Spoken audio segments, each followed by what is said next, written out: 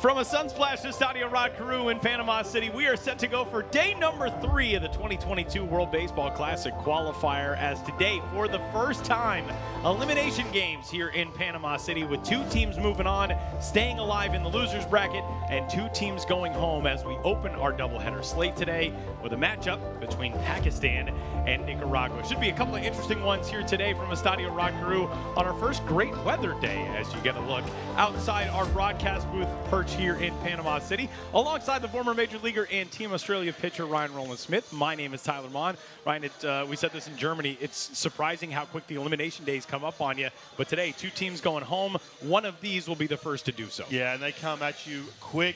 We talked a lot when we were building up for this tournament about some of the prep, building your rosters, all this, and now all of a sudden Pakistan or Nicaragua in that situation where it's elimination time. It comes at you quick. I got to say, for Team Pakistan, they are up against Nicaragua. You have that feeling the bats are not going to stay quiet for very long. Let's take a look at the bracket for this 2022 World Baseball Classic Qualifier, as teams moving on to the winners bracket are already set for a play-in game for the 2023 Classic coming up on Tuesday. That's Brazil and Panama. For everybody else, backs against the wall now for the remainder of this tournament. Pakistan, Nicaragua for the opener, New Zealand, Argentina for the nightcap. Winners of those games move on, losers head home. This is such a quick playoff style format and atmosphere. Yeah, it really is, and I love this format. We've talked about it a lot because it's a situation where you don't match up in situations where you try and go for that for and against run rule. It's double elimination. You go home once you lose that second game, and we have arrived at that point. There's going to be some good baseball to watch these next couple days. We've got an interesting matchup today. These 2 teams coming in, I think, had sort of divergent performances in game number 1. As you see a look at the managers on each side, that is Sandor Guido on the right-hand side of your screen, who stepped into the role of manager for Nicaragua after Marvin Bernard had to attend to a family matter. So Guido takes over for this team. And this Nicaragua squad looked a little listless yesterday in taking a 3-1 loss to open things against the opponent for day number 1 for that team, Brazil. They really did. Look, Brazil, they're surprisingly good. They're well-rounded. They pitched really well through a ton of strikes yesterday. And Nicaragua, we've heard all about the bats. We just didn't see that yesterday. But again, Tyler, it can take just a little bit to get it going. And you can see that bust out today in Pakistan. Good timing for it. This Pakistan team, led by Syed Ali Fakhar Shah, they had 4 runs in their first game, and not only that, brought the tying run to the plate in the 9th inning in their opener against Argentina. That was a little bit of a surprise. They did not score a single run in their first World Baseball Classic Qualifier trip 5.5 years ago. As we get a look at the starting lineup for this one, Zandvoort Schlegel, the young shortstop out of the Chicago area, he is in the leadoff spot today after a terrific performance in game number 1. Ansari and Sundu behind him.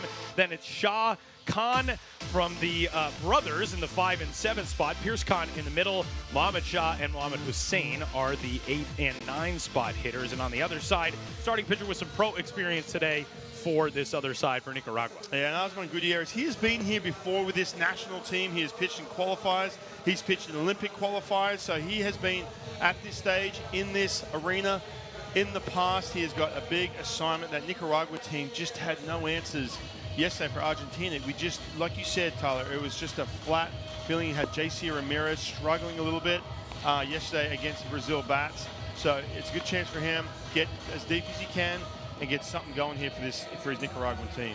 We are off to a good start. I drew your assignment this morning, and I spilled coffee all over my scorebook. Normally, that's a Ryan Rowland-Smith joint, as they say. And we're ready to go for game number 5 of this 2022 World Baseball Classic Qualifier, with Pakistan's young shortstop getting set to lead things off. We could not have loved the performance of this young guy, Zandvoort Schlegel, more in game number 1 for Pakistan. He was so much fun to watch. And not just, well, this guy's made some good contact and he's a young player, but really at-bats with some authority and really good work in the field for this shortstop out of the Chicago area. Yeah, and look, Pakistan, as we watch them today, we have seen them in the qualifier before. They are in that first stage as a baseball organization coming out of Pakistan. They're trying their best to recruit players. You mentioned the fact he does live stateside. Also bringing some of the homegrown talents and things we're going to talk about as this game gets going, as this Pakistan team's trying to build some sort of identity, and they are up against it here against Nicaragua. First pitch fired in there at 12:04 in the afternoon. And quickly, a 2-ball, no-strike count from Osman Gutierrez, as Ryan noted, the former Toronto Blue Jays prospect, who gets the nod in an elimination game. This is not where Nicaragua figured they would be. And we knew that they were getting a tough assignment in having Brazil at Game 1 yesterday. But that team, the higher-seeded squad, going into that matchup yesterday on day number 1. And really, as we said, they just looked a little flat. And today, I think you kind of look at your starter and think, let's get a good tone established before we get into the batter's box. Yeah, and the other part of that, too, with Brazil, I mean, not a whole lot. Obviously, they've got former big leaguers in the meat of that lineup, and offensively, they're in a good spot. But pitching yesterday, just commanding the strike zone, a ton of 0-1, 0-2s, and Nicaragua just had nothing getting going. There's a bouncing ball out towards second, and the first pickup out there from Elmer Reyes for out number 1. And we are underway. Pakistan did get its historic first run in World Baseball Classic play a couple of nights ago here in Panama City. They were blanked in both of their games back in 2017.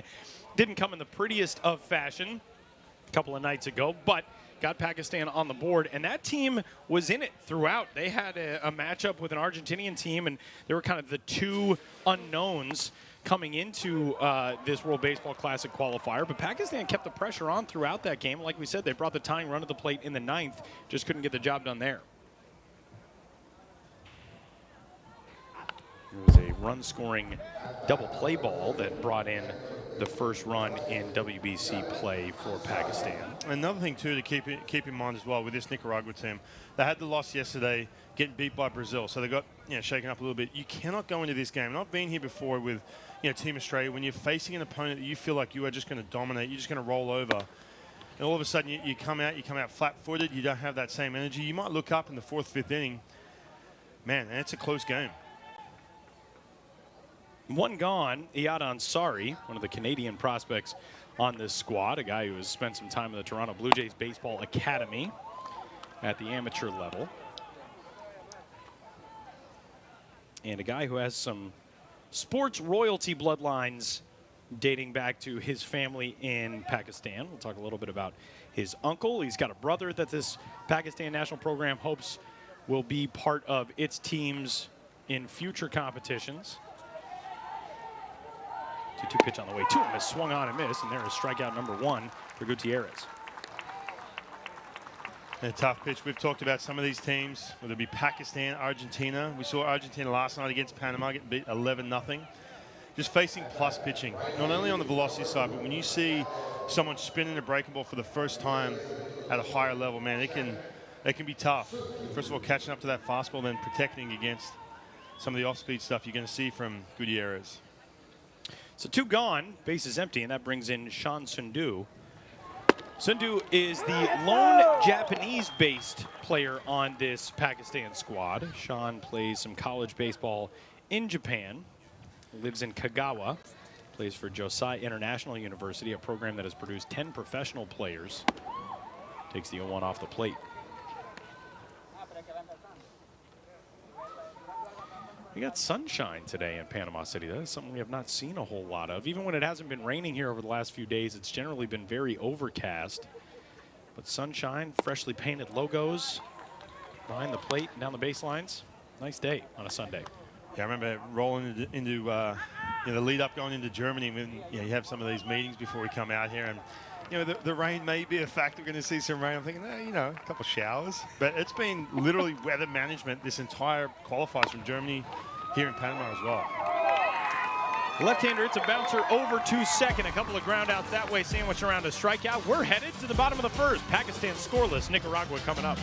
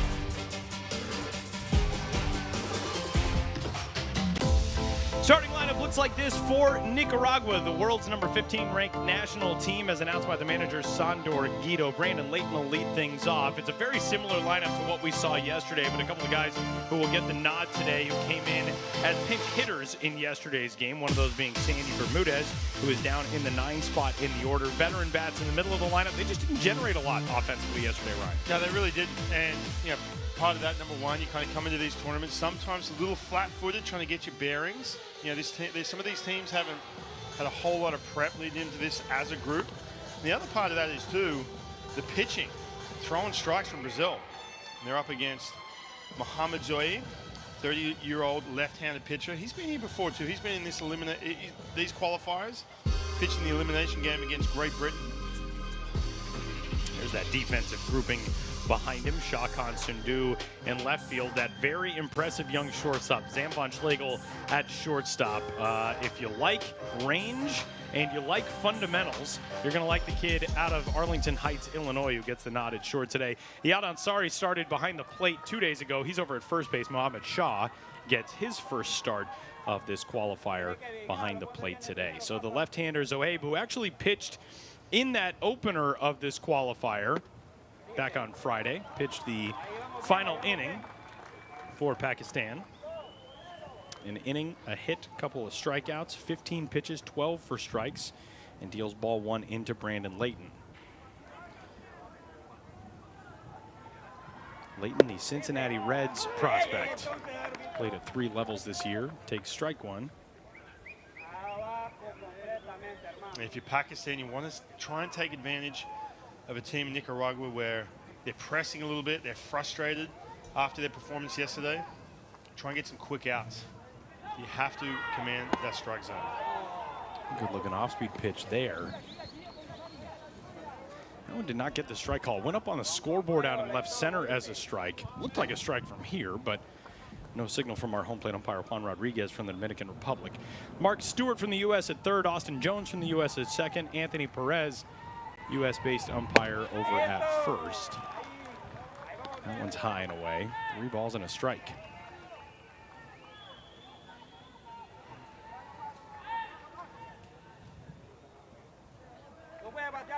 Big day for each of these national teams. For Pakistan, in search of a historic first ever World Baseball Classic victory.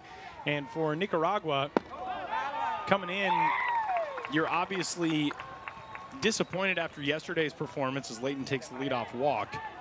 But you would go from disappointed to disastrous if you drop this one today and you're out of this qualifier after 2 games. Absolutely. And I think, too, Nicaragua, you play this the right way in regards to the way you approach this game. Have good at-bats. Don't think you're just going to roll over a team in Pakistan. Yeah, they kind of had that mindset a little bit yesterday.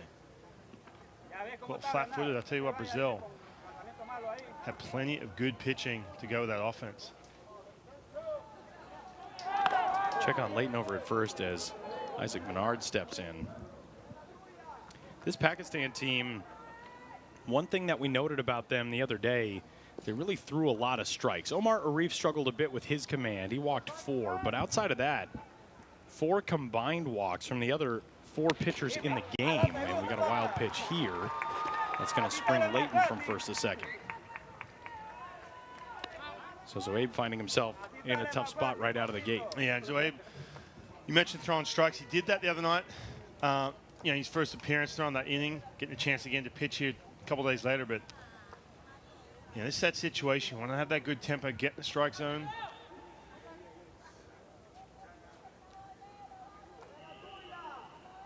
So an RBI opportunity now for Bernard. Zohaib puts that low and away. 2 balls and no strikes.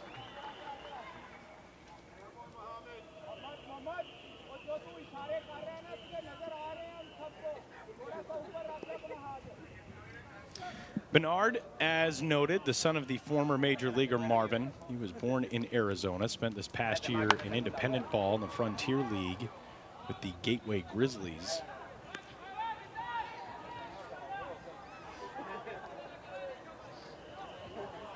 And as you can see, it is a toasty one on the field. We're going to see a lot of dudes stepping out to wipe sweat off the brow as we are up in the booth and obviously under a roof that gives us a little bit of shade, and it's still pretty sweltering up here.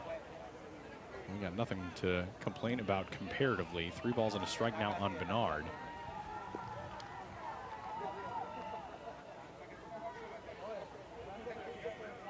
So a battling control early on.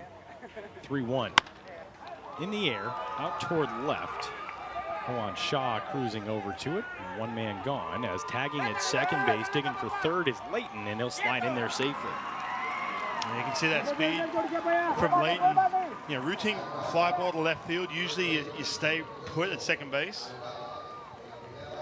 But testing that arm strength of Shaw, knowing that it's going to be a little limited, take the extra base. So, runner one station away now.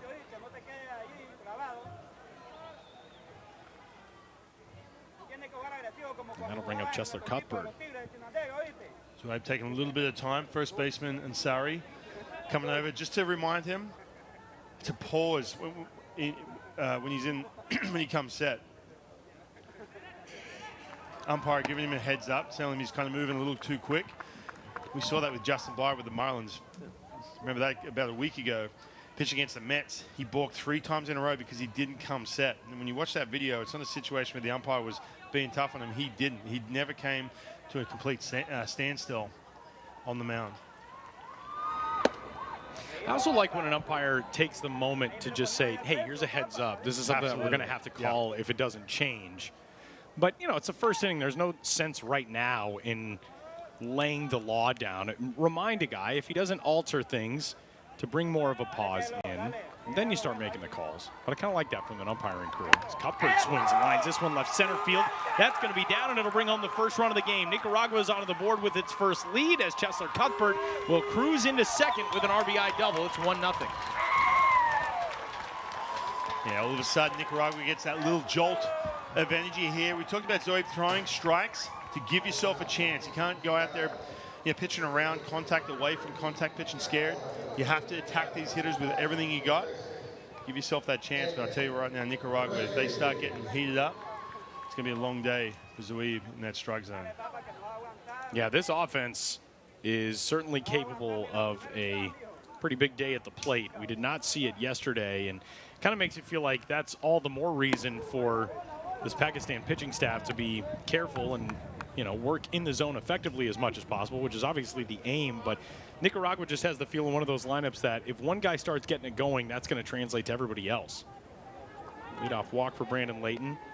Second on a wild pitch, third on the fly out, now home on the RBI double, and Elmer Reyes batting with Cuthbert in scoring position. Yeah, you talk about, we saw this up against Argentina, that first game for Pakistan, and yeah, they're just behind fundamentally on some of the things. You talked about, first of all, come and set, for example, for a pitcher. That's something that, you know, when you're learning the game at a high level, that, you know, you obviously have to know at an early age. The other part is too, if you look at this, the Shah, the catcher for Pakistan, just laying down the one sign with the runner on second. Now, we all know when we see, obviously, PitchCom now is taking over Major League Baseball, but when you flash the signs down, and you see this when you got that center field camera, you'll see the catcher go through a sequence of signs so the runner at second base doesn't then relay them in to the hitter. And this Nicaragua team, man, I mean, they're just going to be relaying these signs. It's part of the game all day long. If we get a look at it right here, you see the catcher set up, just kind of throw down a sign, fastball. That number 24, the runner in the front of your screen, just gives that straight to the hitter right now. Fastball driven foul as called for. Count 2 balls and 2 strikes. This Pakistan team, you know, we talked a lot on Friday night when they opened about the fundamental things that you really learn best by playing regularly. And these moments, these games, these experiences, this is the stuff that's going to really propel this program forward. And there's a liner down the left field line. That'll get down for a base hit. Elmer Reyes with the single, waving around third. Here comes Cuthbert. The throw is cut off. It's an RBI single for Reyes and a 2-0 lead. But that's the the message that you take from games like this is how to put all these things together on a big stage. Right, and it's simple things like that. And once you get burned for it the first time, you'll learn. You remember. Once you balk that first time, once the umpire calls a balk, or once you figure out, you go to Patrick Anderson in that first base coach, the third base coach for this team. Once he figures out that you have to do the sequence of signs, all these things that it just takes at that high level. Obviously, this is a World Baseball Classic Qualifiers. You've got Nicaragua, who is basically knocking down on the door to get back to the World Baseball Classic to play against the world's best. There's only one way to learn, and it's in games like this. First pitch there for a strike to Luis Monte Alto. Luis yesterday 0 for 4, a couple of strikeouts for him. There were a lot of strikeouts throughout this Nicaragua lineup yesterday. 10 of them combined against Brazilian pitching. Monte Alto swings, doesn't get a piece there, and he finds himself in an 0-2 hole.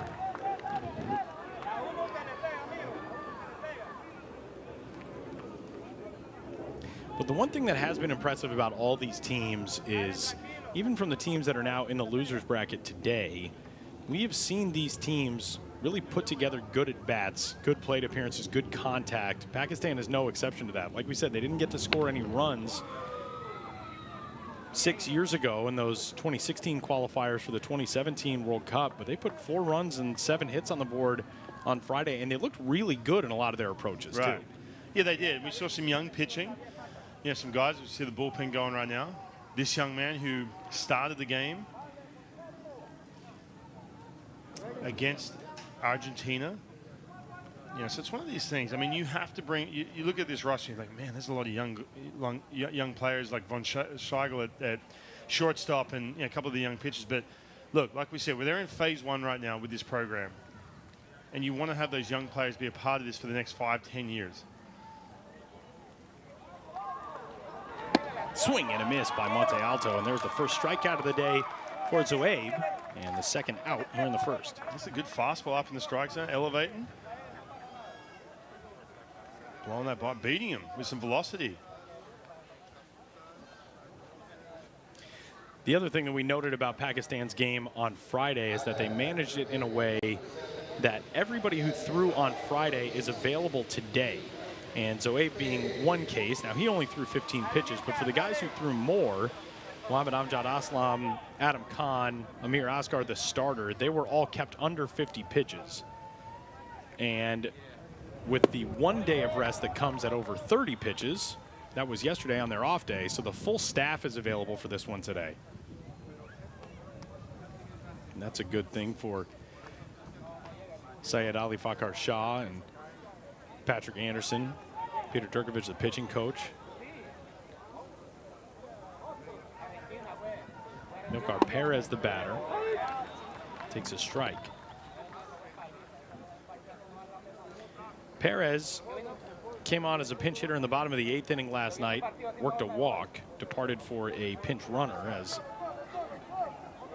Nicaragua threatened, trailing by a couple of runs, brought the go-ahead run to the plate, but couldn't bring anybody around. They ended up stranding 5 in that loss, and we do have a balk call here.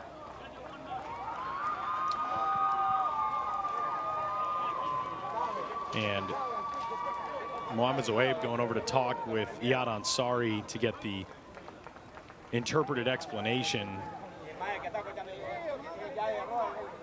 Balk call came from Mark Stewart, the third base umpire. Yeah, Austin Jones, Mark Stewart, the third base umpire, pulling him up. I guarantee he would have, yelled into the third base dugout just to kind of give him a heads up. But he has to come stop. It has to come to a set.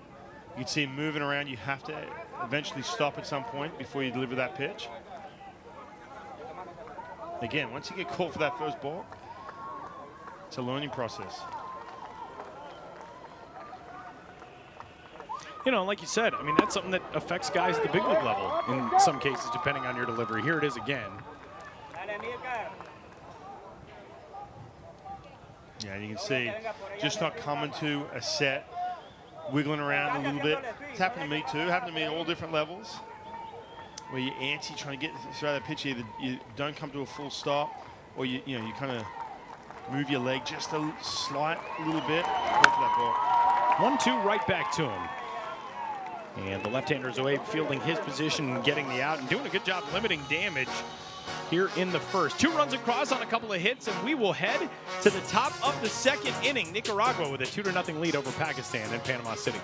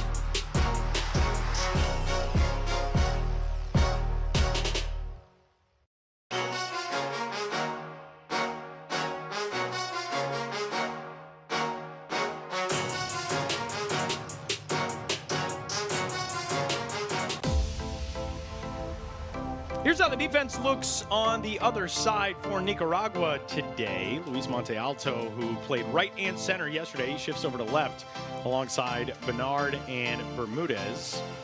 Late in the shortstop on this Nicaragua team, Melvin Novoa, one of the veterans, he is behind the plate. And the first offering of the top of the second inning is on the way and swung on, pounded over to third. Rohan Shah will round out to Milcar Perez. That's a nice play by Perez, 1 out. Yeah, it really was. This is good, too. We talked about getting caught flat-footed with that energy's a little bit low. You feel like you're going to roll over a team. Then all of a sudden you get that slow roller down to third base. Make a really good play just like that. That brings up the West Virginia Mountaineer Alex Kahn. Alex at third base today. His brother Sammy at the University of British Columbia. He is in center field and right now in the hole. 2 spots lower in the batting order. 1 ball and no strikes on Alex. We talked about this in Germany too, Tyler. When you're watching teams, you know, who they're not used to seeing plus velocity, they're not used to seeing good breaking balls, and they pick it up like they're like a sponge. All of a sudden, day 3, day 4, day 5, things start to change. They start to adjust pretty quickly. And I think for this Pakistani team, regardless of the age they're at, you know, for example, if you watch the way the third baseman, if you're playing, you know, third baseman, you know, for Khan, for example, watching him busting in on that ball, you know, the way he didn't set his feet, throw it over, he just kind of gets etched in stone in your brain when you're watching up close some of the competition you have, and you take it home with you. For example, you know, the Shah behind the plate, watching the way Novoa sets up, you know, the on the one knee, the way he receives, all these little things you're constantly watching. You got 9 innings worth of baseball, and you're constantly watching what is right in front of you and who you're up against. And you just take little things away when you go back to Pakistan, and you never forget it. 3 balls and 2 strikes here on Alex Kahn. Alex out of the U.S. state of Maryland, like we said, playing his collegiate ball at West Virginia University. Pierce Kahn waiting in the on-deck circle. And a liner out to second, a well-struck ball, but Elmer Reyes waiting right there for it. 5 up, 5 down against Osman Gutierrez so far. Hit that ball well. There could be enough offense here to make it close. It just comes down to that Pakistani pitching too. What do they got? How can they hold down these Nicaraguan bats? Keep them close as long as they can. The other thing too, can Pakistan get some extra base runners aboard? They took 3 walks against the starter Lucas Ramon over the first 6 innings on Friday, but none of those walks came after the 3rd inning. And on the other side, Argentina did a really good job taking walks, cashing in opportunities with the extra base runners. Big swing and a miss there by Pierce Khan. Pierce Khan, another guy with some baseball bloodlines. He's got a couple of brothers that this Pakistan Baseball Federation hopes to have in its program over the next few years. 1-1 low and away. Pierce, a Texas product, 25 years old, coming up on his 26th birthday in January.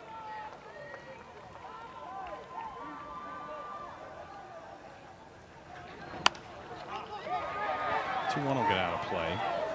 I was going to say earlier, we had a really good Nicaragua fan contingent yesterday, and I was going to say, it's a lot lighter today. It's really not. It's just that everybody is hanging out up under the shade. The sun was out earlier, and it was really hot down on the concourse level, so that's a lot of fans now have started to trickle behind the dugout. But a toasty one. Everybody trying to find shade wherever they can. Yeah, it's middle of the day here. It's hot. You give them just a couple innings, Tyler, to get moving. Hot. Sun's out for the first time in our few days here in Panama. It is splashing Luis Montealto out there in left as a foul ball here from Khan.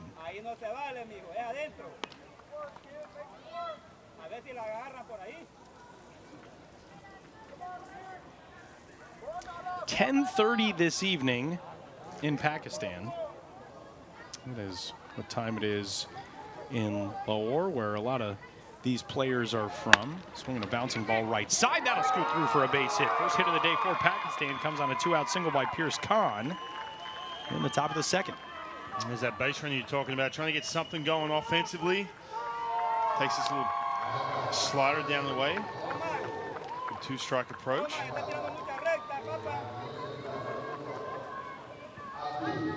So that brings up Sammy Khan.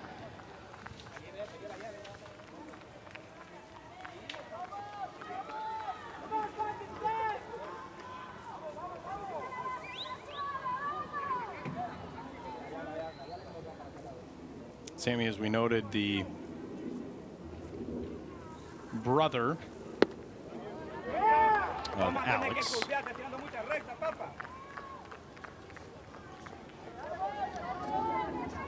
"21 years old, playing at junior college in Baltimore. Trying to get to that big 4-year school."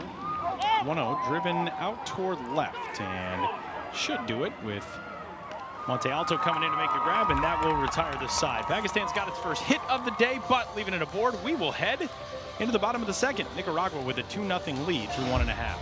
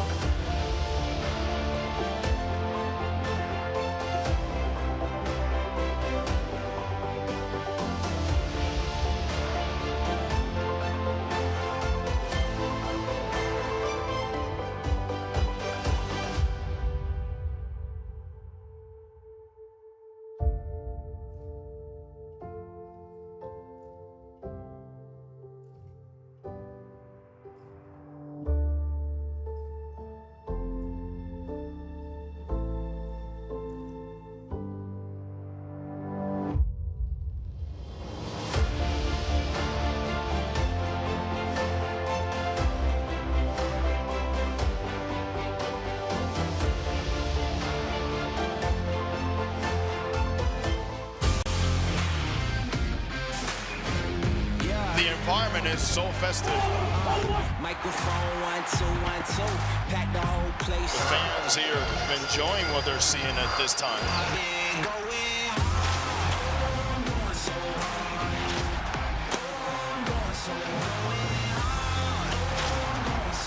Marching to the World Baseball Classic.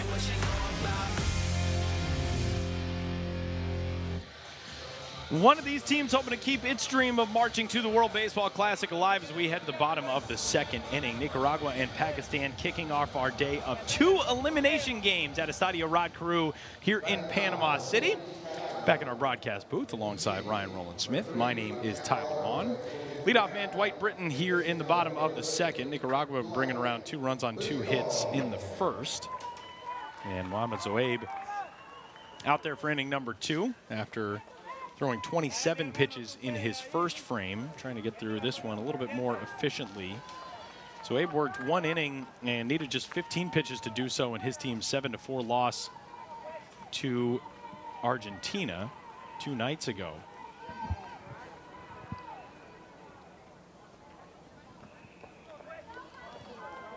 Dwight Britton, one of the outfielders on this roster, plays for Caribe Sur in the Nicaraguan Professional League back home.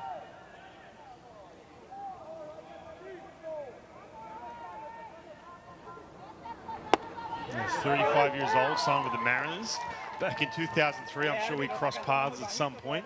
I was in the system back then. It's 6 years. Finishing up in 2010.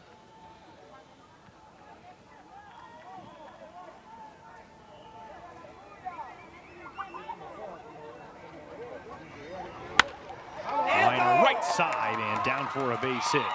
So leadoff single for Dwight Britton.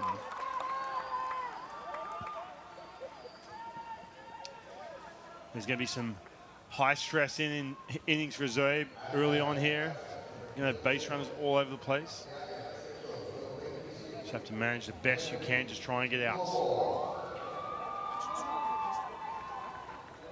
And here is Melvin Novoa, the backstop, who had a big shot yesterday, left the yard for the only run of the night for Nicaragua. Yeah, this was a situation early in the game where you think Nicaragua is going to all of a sudden start to wake up a little bit offensively. We saw the double right after that, but then nothing doing. Really the only mistakes that Brazil made on the pitching side. Gave up just 4 hits, Brazil. It was 8 up, 8 down for Nicaragua against Felipe Natel, the starter for Brazil, before Novoa's homer. Leighton followed with a double, as Ryan noted, and then the rest of the way, just 2 hits, both singles, and nobody moved past second base. Just a quiet day at the plate for this Nicaragua team. Sandro Guido already getting a little bit more from his offense in the bottom of the first today. A ball and a strike on the 8-hole hitter Novoa. Melvin currently playing professionally in the Italian Baseball League for Nettuno.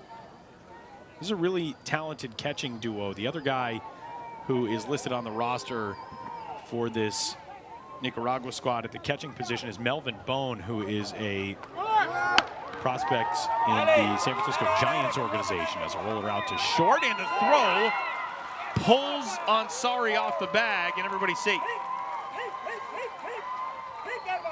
See if Fonseca with that range, just kind of rushed his throw a little bit. Gets to this ball off the glove of Zoaib. He had plenty of time to just tried to throw it off balance. Can get the tag down. Yeah, with the catcher running, probably had a little bit more time than he realized, but Schlegel unable to get that there for the out. So instead of a runner at second and 1 gone, now it's first and second with nobody out. Is there any more passive-aggressive phrase in baseball than, well, catcher running? Well, with a catcher running. No, not the case for Harry Ford, by the way. This guy who sure moved very well, the leadoff hitter and catcher for Great Britain, who we saw in Germany a couple weeks ago. Well, there's that one of my all-time favorites, and I used to joke about this. We used to try and anytime we spoke to the media after a start in spring training, we had to get it in. It was like with myself and some of the other starting pitchers, we were having a little contest who could get the most of these phrases, the most passive phrase on the planet. Well, I'm just getting my work in. Those spring training games where you go on 2-3 innings trying to build up. You give up a 5 spot, just get rocked. Like, oh, I'm just getting my work in. Just get my work in. So, it's not really about results right now. Committing to the process. Exactly. So if you sit there and you have the other starting pitchers standing around and you try and slip in like 3 or 4. I remember there was one start, I gave it up. Like, absolutely gave it up. And, I mean, look, it's spring training. Right. Essentially, you are trying to get in a rhythm and everything else, but I think I dropped like 6 of them in the span of 3 minutes. Got to fall back on something when it doesn't go well in a spring training game. Sandy Bermudez takes that pitch for a strike. These are kind of the days, too. This sort of reminds you of, and you were primarily an Arizona spring training guy. Mm-hmm. You did spend a little bit of time in Florida for spring training. I would imagine this feels very much like a Grapefruit League day, where it's just hot, it's humid. Sure. You're out there for an afternoon game, and you're, kind of trying to wake the body up and get rolling on a Sunday. Yeah, you're facing unfamiliar faces. Bunt down, third base side, into play at Khan. Alex will get the out at first, but a successful sacrifice there for Sandy Bermudez. 5-3 put out, and it's second and third with nobody, or with one gone now. And this is really surprising for Nicaragua to be playing small ball in this situation. Obviously trying to attach that lead a little bit, but you got some big bats. You can put up some serious runs. It's early enough. You feel pretty dialed in who you're facing. It's kind of surprised. Let these guys swing a little bit. So the infield comes in now. As we go back to the top of the order and Brandon Layton. Layton was the one to sort of get things started. Shouldn't say sort of. He did get things started in the first inning for Nicaragua. Walk went to second on a wild pitch, went to third on a fly out by Isaac Bernard to left. Utilizing the legs to get in a scoring position, and then he scored easily on Cheslor Cuthbert's double to left center. Cuthbert later coming around on Elmer Reyes' RBI single. That gave Nicaragua a 2-0 lead. And threatening for a couple more with one gone here in the bottom half of the second. Yeah, the other part of that, Tyler, too, is 1 through 9. Let these guys get at bats. Let them swing the bat. Let them see a 2-0 pitch up. Get that confidence through the roof for the next couple of days. No balls, 2 strikes. Brandon Layton spent time at 3 different levels in the Cincinnati Reds organization this year, topping out at AAA Louisville. Member of the Louisville Bats. Of course, that city home to the Louisville Slugger factory. Their Twitter bio says, the most literally named team in sports. 0-2 pitch down the right field line foul. But their logo is like a bat, like the animal. They have a logo that now has like a bat wing in it. They did used to have a full bat logo, the animal, and they did a little redesign a few years ago. But yeah, it's kind of a good, it's a good little play on words. The Pakistan cheering section behind that third base dugout, they have been vocal, they have been into it. And we saw them after the game on Friday as well, waiting for players outside the ballpark, and so cool for these guys to have that support. Just like we saw from the Czech Republic supporters in Germany. Makes a big difference. There's a flare down the right field line. This one's slicing. It'll fall foul. Just having somebody there wearing your colors, cheering for you. You played in a lot of places where, it wasn't as though there were a massive amount of fans, traveling to Tokyo for the World Baseball Classic, let's say. But the ones who were there, who were wearing the green and gold of Australia, had to have been a bit of a lift for you guys. For sure. You got family, you got Aussies, expats living in, for example, Tokyo in 2017 now. You play against Japan, sellout crowd in Tokyo. Those fans are going to get drowned out. It's a little hard to hear the noise. Pretty easily. Liner back up the middle into center field. That skips off the mound. Easily in from third is Britton. Navoa around from second base will score. And advancing on the throw, Brandon Layton is into second. He's got himself a couple of RBIs, and it's a 4-0 Nicaragua lead. And with 2 strikes, you can sit on that off-speed pitch. Not trying to do a whole lot, just put it back up through the middle, and good base running too. You see the overthrow here from the center fielder, missing the cutoff. Talk about some of those fundamentals, able to take that extra base. Yeah, Sammy Khan probably better served to hit the cutoff man there and at least hold Leighton to a single, but instead Brandon Leighton advancing on the throw. Yeah, but you mentioned the fans too. I remember, you know, I did, right before I came in, I tried to glance up and see where, you know, my wife Amanda and at the time Kennedy, she was 3 years old at that point, and that was going to be the last time, well, the first time really, and the last time Kennedy, my daughter, was ever going to watch me play. I mean, she was 3, she probably won't remember it, but it was a special time. Now, you mentioned the fact that you had the fans, you know, coming in to watch, and obviously when you face a host team, we saw this with Panama last night. And you know, if you're up against the home country, they're going to get drowned out. Fair enough. But when you're facing, you know, teams like Cuba, we faced, you know, Cuba, China, some of the other teams. It's nice to have, you know, that little Aussie contingency up there above the dugout for sure. And for Pakistan, this is a special moment. This is a big deal. They're here facing world-class competition. They're facing Nicaragua, one of the best teams in the world. Very high chance, very good chance they go to the back to the World Baseball Classic, and here they are. They got their family and some Pakistani fans up there cheering them on. So now another RBI chance for Bernard. He advanced a runner on a flyout to left field last inning. We're going to talk a lot more about this Pakistan national program as the afternoon goes along today, but yeah, there's just so much in the works for this Pakistan Baseball Foundation, and they're going to start drawing in a whole lot more fans. We've heard from a lot of them on Twitter over the last few days, and this is just the start of it for Pakistan. This really is sort of that first generation on the bigger international stage. We've seen them have success in South Asia baseball cups and competitions, and they really are, you know, we talked about this the other day.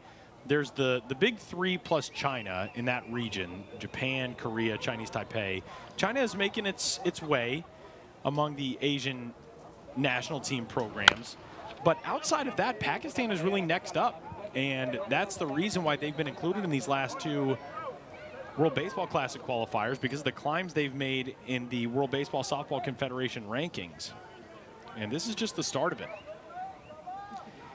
And on the other side for Nicaragua, the amount of talent that that nation has produced over decades, they're trying to take that next step as well, to getting back to the WBC, getting the focus that comes with it, and being able to take part in the biggest field in WBC history. That fastball just misses.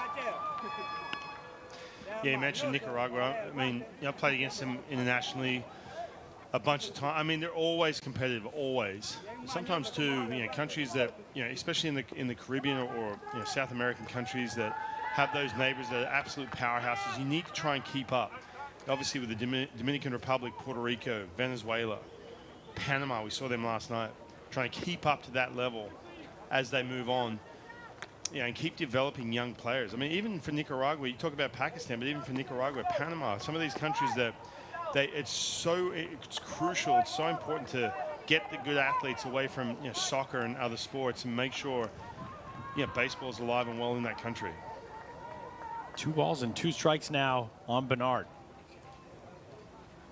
2-2 on the way from the lefty is high, 3-2. You know, I just noticed we actually had a defensive change behind the plate. Mohammad Shah got the start today as the catcher for Pakistan, but Umair Badi is back there right now wearing the number 24. So I'm not sure if that was at the start of this half inning.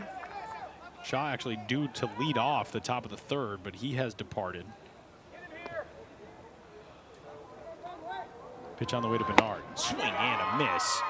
And there is strikeout number 2 for the left-hander, Zoaib. I'll tell you what, when he can get that fastball above the strikes, he's getting some swing and miss on that pitch. It's a situation, again, getting to 0-2 is the challenge, obviously. When you get to 0-2, instead of going for that breaking ball trying to trick guys, just get that fastball at the top of the strike zone, do some damage. So 2 out, that brings out Chesler Cuthbert, but before we see him, we will see a pitching change for Pakistan. So Mohammad Zoaib pitching in back-to-back games for his team, and he'll go give a handshake to the reliever entering this contest as Amir Oscar, the starter from a couple of days ago, gets set to stride back atop the hill here in the bottom of the second. We'll tell you more about him when we return. 4-0, Nicaragua out in front in the second.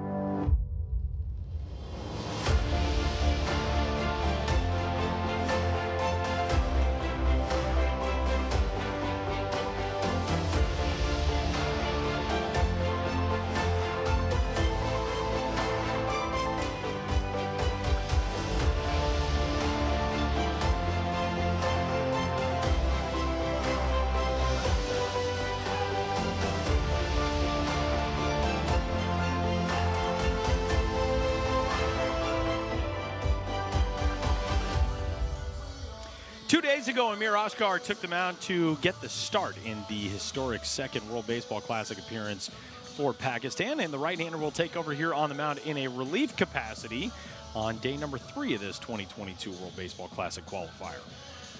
Yeah, we got to see a little bit of Oscar start that game. Good velocity, upper 80s. It's good work, but here he is, day off and back at it.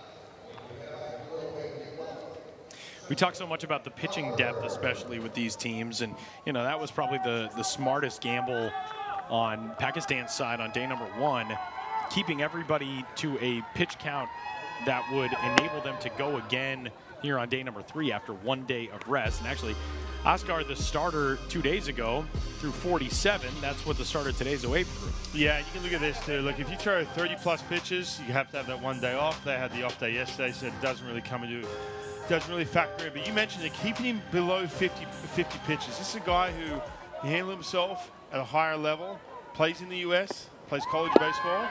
So you keep him sub 50, that means he's able to come back out and pitch it out. The other part of this is too, for Patrick Anderson, who does a lot of the, calls most of the shots with the way this roster is constructed and putting the lineup together and his pitching, etc. He really doesn't know what he has. So he's kind of going off, some of the scouting reports, some of the video. We heard him talk about that first day. So I guarantee he would have seen Oscar that first day and said, you know what, I need to save this kid for obviously games like this and if they go beyond today. That's what really is interesting. I mean, among the many fascinating things with the World Baseball Classic, as you get to know your rosters, you're kind of learning your own guys in a lot of ways, the same time that you're learning opponents. We talked about the difficulties of learning how to scout your opponents. You're kind of doing that with some of your own roster as well. Ashan Sundu puts that one away, and Oscar does his job here in the second. We're headed to the third, 4-0 lead for Nicaragua.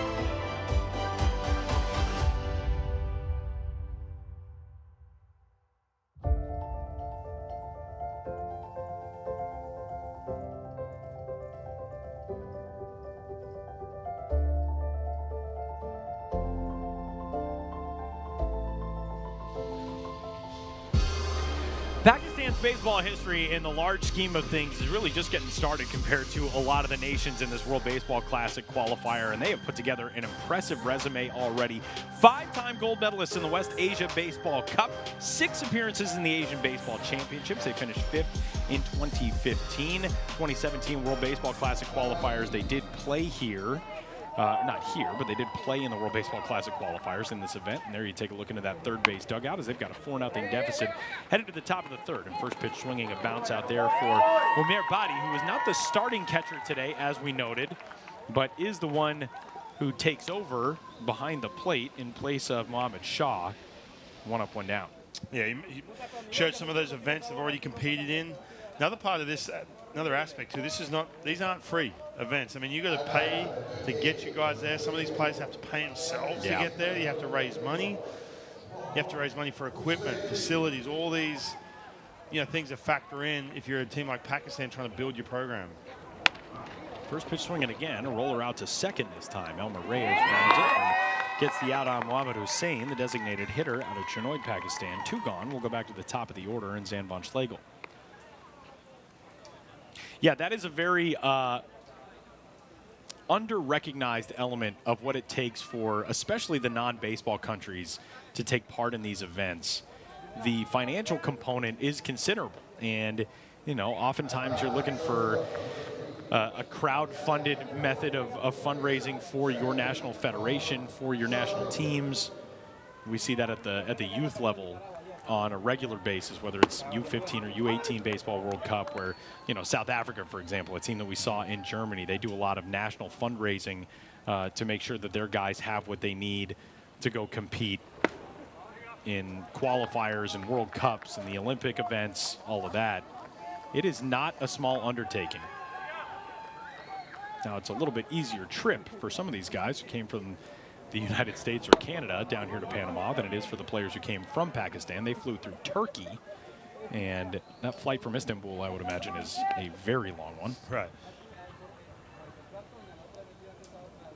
But they are here, and they are competing on day number 3. And I tell you what, this young guy has a very promising baseball future in front of him as Zanvan Schlegel bounces it out to his counterpart at short. Nice job by Brandon Layton, ranging up the middle to snare it, and he retires. The young shortstop from Arlington Heights, Illinois. We're headed to the bottom of the 3rd inning. It's a Nicaragua 4-0 lead over Pakistan.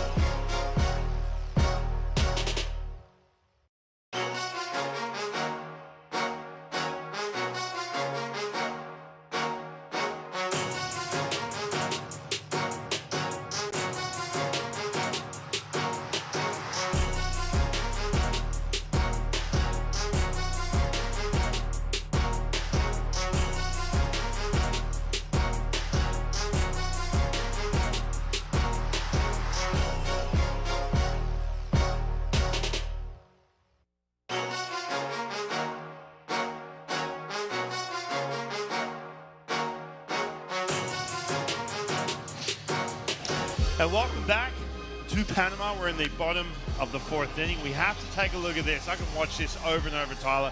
Seeing Adam Jones snare his teammate at the time, Manny Machado, USA, Dominican, couple powerhouses. This is what we have to look forward to come March, and I cannot wait. The entire world's going to be watching. I don't know if I've watched a single baseball highlight more in my life than that catch. I remember that night, I'm watching that game on my couch, springing off my couch, screaming in the house as Adam Jones made that catch. And we talked to him, of course, last week, 2 weeks ago now, in Regensburg, Germany. Adam was hanging out and getting a chance to watch some WBC qualifier baseball. And I said, what do you remember about that moment? He was like, not much, because I blacked out after I made that catch. Said, I saw that ball, felt it in my glove. You can see on the highlight, I looked into my glove, and I thought to myself, did I just catch that? And that was it. What a moment. That was the same WBC I played in 2017. I remember finishing up there and gone straight back into broadcasting Work mode. Yeah. In spring training. And I'm watching spring training games. You're watching, big leaguers, quote unquote, get their work in. And, spring training games can go a little flat, as we know. It's more about getting ready for the season, everything. Getting your work in. Getting your work in, exactly. I've dropped 2 now. But I remember watching that game. I remember doing a game that day and then watching that at night. I was like, man, all right, this is what we're talking about. This is where the World Baseball Classic is headed. When you're watching some of these rosters, pile into to be a part of their country and pile into a place like these countries, these fans pile into San Diego, Los Angeles. Man, it was so much fun. We talked a lot about this with Adam Jones as a sky-high pop-up left side of the infield, staring up into that sun. Alex Kahn will make the grab, and the leadoff man, Elmer Reyes, is retired. That's the moment that I think legitimized the WBC for a lot of fans, because we've heard guys talk over the last, now 16, 17 years since the WBC was first announced about, well, it's kind of an exhibition. I don't know if I want to play. It's prior to the season. I'm worried about injuries, blah, blah, blah. When you see a player and an all-world type of player like Adam Jones put out that effort to make a catch in a quote-unquote exhibition game in front of a sold-out crowd in San Diego that was electric as that atmosphere was, that is the moment that legitimized this event for tons of fans around the world, and especially in the U.S. And Adam Jones ended up leading the United States to that championship. But not only the fans, but players too. Right. I mean, I remember talking to guys all over the place around that time, especially right after it when USA won, and seeing some of the crowds and seeing guys and seeing the players have Team USA across their jerseys. All of a sudden, guys coming out saying, "Hey, I'm going to be a part of this 100%." Will come 2023, even though we didn't know when the next one was going to be, but that was that moment. And again, when you have Team USA on board, when you have the best players from the USA, right, you have to admit that's what makes this event what it is. And I think the goal is, and the projection here for the World Baseball Classic in the month of March, is really no other time you could have it, but the projection is to turn this into the same kind of level as the World Cup in soccer. That's kind of the goal. And that was from the onset too. Hearing Bud Selig talk about it back in the day, pre-2006, talking about making this a world game. That was really the mission for Major League Baseball. Fly ball in the air to left. Luis Monte Alto is retired. And you look at the names that have already committed to the World Baseball Classic for 2023 as we take a look at the format and how it will be in March. Listen to some of these names just for USA Baseball alone. Bryce Harper, JT Realmuto, Mike Trout, Mookie Betts, Nolan Arenado, Paul Goldschmidt, Pete Alonso, Tim Anderson, Trey Turner.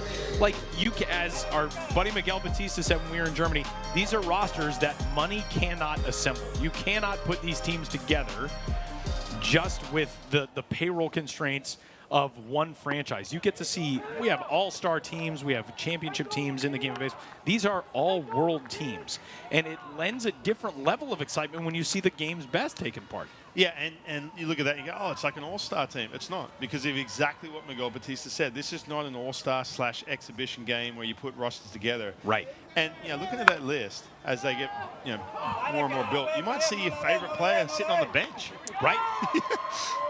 We heard Miguel Batista say, we had guys we had to turn away who had all-star careers. We had too many interested guys for that Dominican Republic team in 2006. We're headed to the fourth. Nicaragua gone scoreless for the first time, and they've got a 4-0 lead.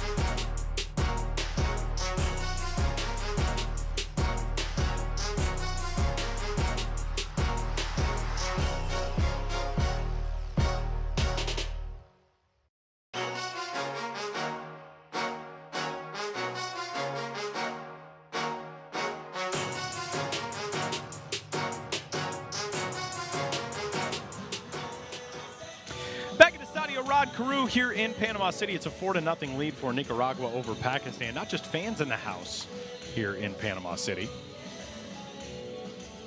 A very heavily scouted event as well.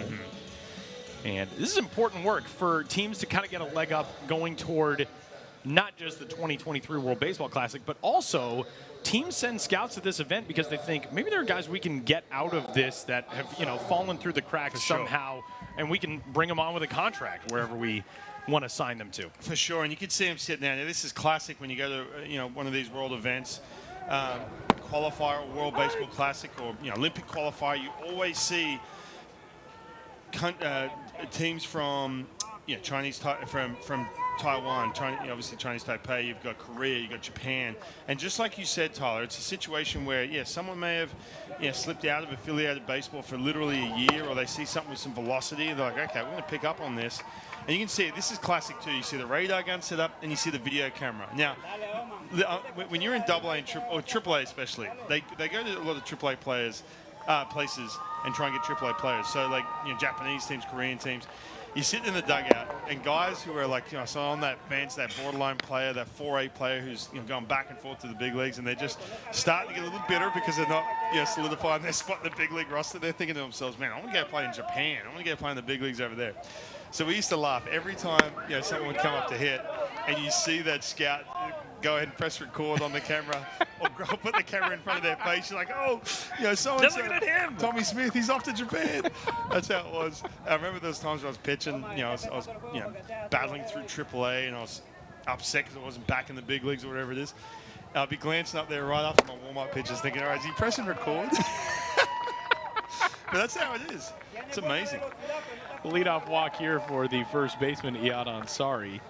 You know, it really is amazing, too, the level of investment that national team programs across the globe put into this advanced scouting stuff. And you mentioned the Olympics, the Olympic qualifiers. I remember working the Europe and Africa Olympic qualifiers in Parma and Bologna, Italy in 2019, back when we lived in a somewhat normal world, and we thought we were less than a year away from the 2020 Tokyo Olympic Games.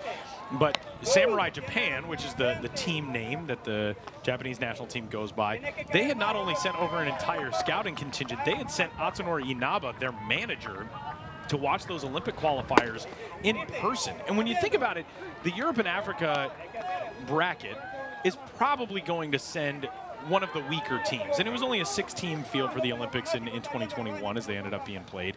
And Israel won that Europe and Africa qualifier, and a very good team, obviously. But you would assume that Samurai Japan is going to be more concerned about the teams that are coming out of the Americas, the other teams that are coming from Asia.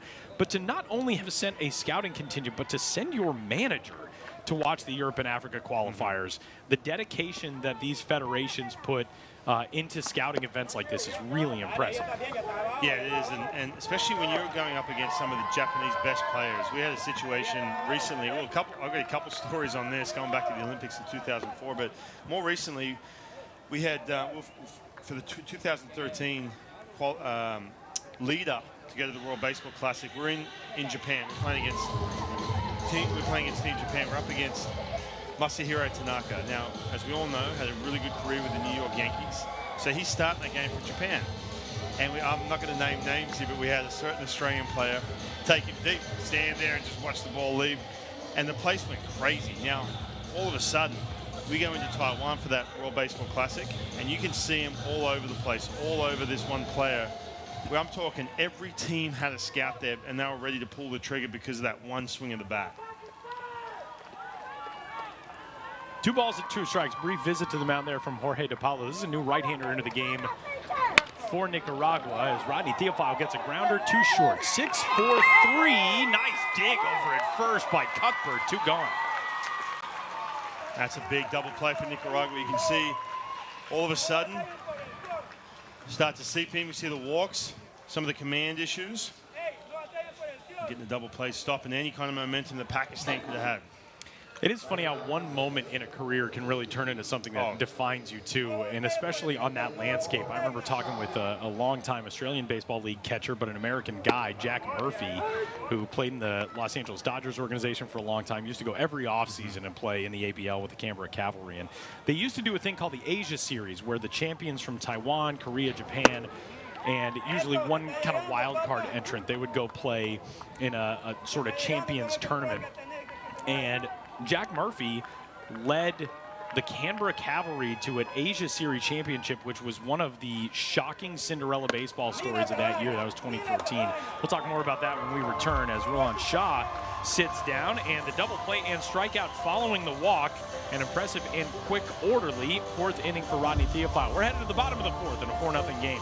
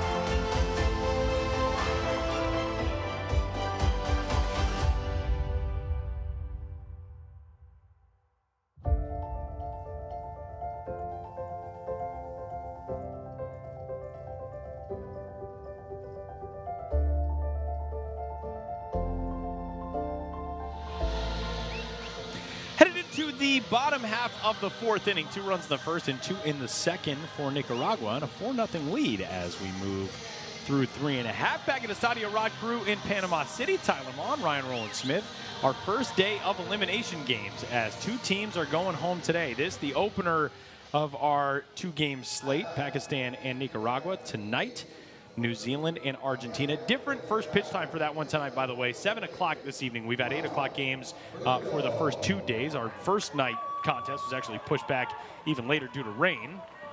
Last night with that big crowd in the house, we got an 8 o'clock first pitch to get that one underway. But tonight, 7 o'clock, as New Zealand and Argentina square off.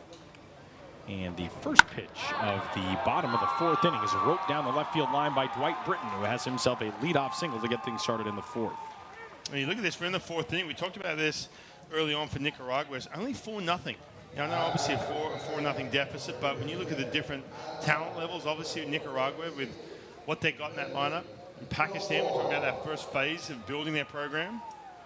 It's essentially a close game. So that brings up Melvin Navoa. And if you're Pakistan in this situation, Sandor Guido, and you're looking at this, you can be frustrated by this because you want to see an absolute breakout offensively. And it looked like it was going that way. Yeah. 4 runs on 5 hits the first 2 innings, but 3 up, 3 down in the third. Yeah, Nicaragua very much in need of kind of that breakout inning where just everything comes together offensively. And for Pakistan, right now you're walking on a tightrope. You got to try to keep this thing as close as possible. 4 runs you feel okay about, especially because we have seen that their bats can certainly come alive, just haven't yet today. 1 hit and 1 walk. And we're talking about the displays that you put on in international play and how they can kind of put you on the map. And I was telling a story of Jack Murphy, a former Australian Baseball League catcher who hit a monster home run for his team to beat the Samsung Lions from the Korea Baseball Organization in the Asia Series. And he said the next day he got into a taxi and the cab driver had the newspaper on the front seat of the cab, and Jack Murphy was on the front page of the newspaper, and he was a very easily identifiable guy. A mustache. I mean, not many guys that look like Jack Murphy walking around Taipei on that day. And he said the guy looked in the rearview mirror, looked at the paper, looked back at him, and then held the paper up and said, "Wait, is this you?" He said, "Yeah, it is." And they got into a conversation about what the home run was like, and I mean, that moment put him on the radar for so many teams. And he ended up sticking it out in minor league baseball in the United States. But you're right. I mean, you can have one big showing in an international game on a stage like this, and all of a sudden it changes the entire trajectory of your career. Yeah, classic example of that. Chris Oxspring, 2004 Olympics. We're playing against Japan. We end up beating them 1-0. And they have got their best, their all-star team, powerhouse team. Runner off from first, and a bouncer that gets past Alex Kahn and down the left field line. Holding at second base is Dwight Britton, back-to-back singles to open the fourth. And all of a sudden, he's going up against Team Japan. Daisuke Matsuzaka on the other side of it. And he shoved. I mean, it was legit. I mean, a good solid 6 innings. And next thing you know, I guess where he's playing next year, making a lot of money playing in Japan. Now, I got to ask you, you played in multiple World Baseball Classics. You, of course, now are a star on television in the Pacific Northwest. How often did you get recognized, especially when you're, playing in Tokyo, taking part in the WBC? These are Sydney highlights. We'll see your Tokyo appearance at the end. Did you get recognized? You mean in overseas? Not back home. Not I don't care about that. Not in Seattle. No. As far, what's funny about this, and I think more so, I got a chance to play with Ichiro Suzuki, who, as we all know, is a god in Japan, and for good reason. One of the best players on the planet, let alone coming out of Japan. So, anytime we'd play anything in Japan, whether it was an exhibition game or it was WBC or whatever it was, somehow I was always asked to come and talk to the media. I'm like, what for? I haven't pitched. I didn't pitch today. But because they just wanted to ask questions about Ichiro. That was it. They didn't care about what I was up to. It was more about, hey, tell us about Ichiro. I mean, let's be fair. 2008. I ask you questions about Ichiro on a pretty regular basis, too. Being the guy hanging around Ichiro, I would imagine the looks of, well, there's Ichiro, and here's this other guy. That's only surpassed by being either the radio guy or the TV guy who gets off a bus with the team. I mean, you played a lengthy career in pro baseball. There are autograph hounds who follow teams around, and they got the binders full of cards and all that. The look of dejection when you're filing off the bus, behind a Randall Delgado, let's say, who's on this Panama squad here for this qualifier and was a highly ranked prospect. They see him trying to get the autographs, and Julio Teheran from Colombia on that same pitching staff. And then they see you and they flip through and, oh, this guy's nobody. Don't worry about this chunky weirdo I've been stepping there off. too, trust me. I've been there as a player, let me tell you. Ichiro and his muscle, that big guy standing next to him, that's who you were. You were security. I was that guy that every time, there's a big photo op for Ichiro, I'd go stand right next to him just to get the photo. Trying to bogart the moment. This is me now. This is about me now. 3 balls, no strikes. Sandy Bermudez out of the 9 spot. The right fielder has sacrificed bunt in his first trip to the plate, and he drives one into left field. That gets down in front of Shaw, and with the runners moving on the pitch, it will score 1 as Britton crosses home plate. Navo is into third. 3 straight singles to open the fourth and a 5-0 lead for Nicaragua. Yeah, we talked about this offense trying to get going. We talked about the fact there's only 4-0 against Pakistan, essentially a close game. But here we go, right on cue. I think this is that situation where you're going to see him start to break out, especially as Pakistan's pitching. That depth is going to be really tested here in this 4th and 5th inning. 5 runs on 8 hits now for Nicaragua. They went 3 up, 3 down. It was actually 5 straight retired coming into this inning, and now they are starting to break out. 3 straight singles, and we'll go back to the top of the order and Brandon Layton. Still none out. Could just try to get inside the strike zone, get a couple quick outs right here before this gets completely out of reach.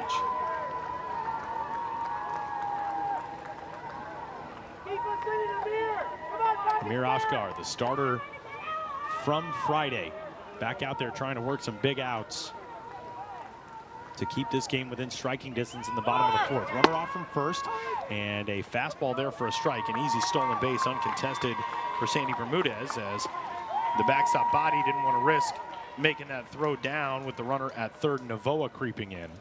And you can see the presence, too, from Ashkar. This is a big part of pitching. Doesn't matter what level you're at or who you're facing. Ashkar, we saw him, how animated he was. You know, he had that presence about him on that first day, you know, bouncing off the mound. Now, all of a sudden, he looks depleted. He's got his head down a little bit. He just doesn't have that same presence. And that's something for a young pitcher. And you watch the best in the world, the guys who are at the top of their game. Doesn't matter if it's 5-0, 0-0 in the ninth inning, they're pitching a shutout. That presence is always there. Because a team like Nicaragua, they can smell that from a mile away. So second and third, nobody out now. Layton swinging on a 1-1 count, fouls it away. Amir Asghar, a member of the baseball roster at Bethune-Cookman in Florida. 2022 season, he had an unsightly ERA of 7.36, but some of the stuff is there. 18 1/3 innings pitched. He struck out 21, so more than a strikeout per inning. Are you a Ks per 9 guy, or are you a strikeout rate guy? Well, I'm more of a swing and miss guy, to be honest with you. Especially when you're looking at young pitchers, especially. Like for Asghar, for example, how many times can he miss bats with how many pitches? I always look at that. Yeah, and again, I'm not going into my player development, put my player development hat on here, but that's a big part of it too. Look, you can look at the ERA, you mentioned the 7+, but what kind of stuff does this kid have? And a big part of that is too, I am watching from a scouting point of view, from a young player, and let's not forget. It was a tough play on the third base side and no play. Asghar had the right idea. He came in and knowing that he was not going to have a shot to get Layton at first, he was trying to flip that ball and hustle it to body and just couldn't get a clean handle on it. And what I was saying was, too, how does he handle, if I'm looking at him, this is a big stage. You don't get many opportunities to be on a stage like this facing Nicaragua. So from a scouting point of view or just watching him do his thing, how does he handle some of these moments? Obviously, he's on the ropes. Couldn't make that play. You see the trainer coming out. But, you know, in regards to stuff-wise, I think it's more about that swing and miss rate on how many different pitches can you get that. Hopefully Amir Asghar is okay. Syed Ali Fakar Shah, the manager of this squad. I think that's Menzar Shah, who's out there along with Jacob Lagan, who's actually the trainer for the squad and works in the Cleveland Guardians organization. Here's another look at that play. Yeah, I mean, nothing doing, even if he picks that ball up cleanly. Yeah, it would have been a tough play regardless, even if you can somehow shuttle a perfect flip to the plate. Hopefully Asghar is okay. There is a lefty throwing in the Pakistan bullpen, and that is going to spell the end of the day for Amir Asghar. So hopefully Friday's starter and today's reliever is all right, as Pakistan will go to the bullpen and summon a left-handed reliever. I believe this is Mohammad Amjad Aslam, but we will tell you about the new arm when we return, as Asghar departs with an injury, and we move along. Nicaragua 2 runs home and still threatening in the fourth.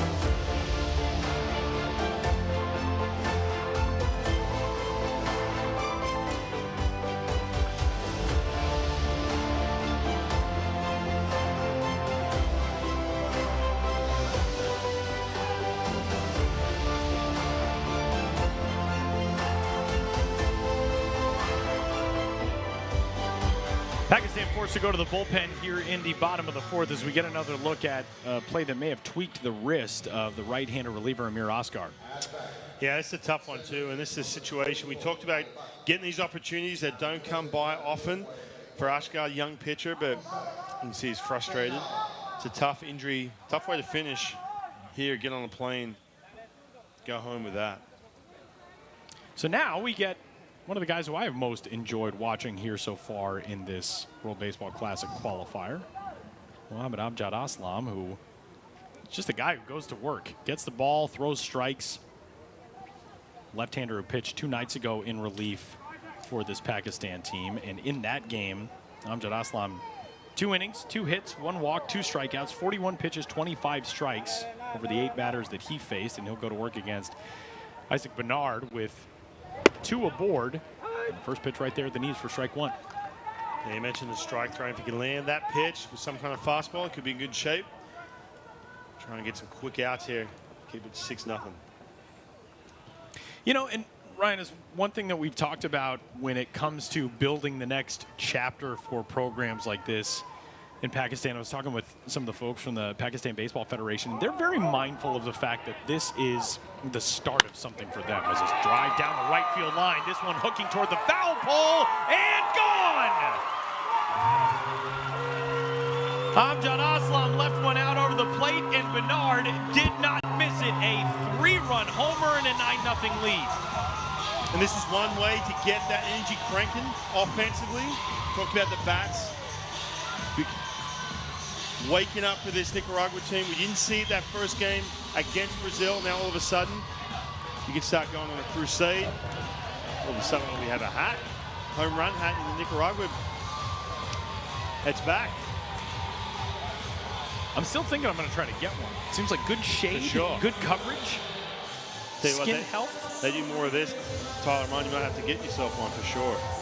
That was a loud home run off the bat of Bernard. Yeah, that's a good feeling. Let's not forget, look, right now it's 9-0, but you come into this inning, only a 4-run lead against a team that you should really handle and feel good about yourself offensively, especially for your manager in this situation. You want to show up. Now all of a sudden it's 4th inning, 9-0.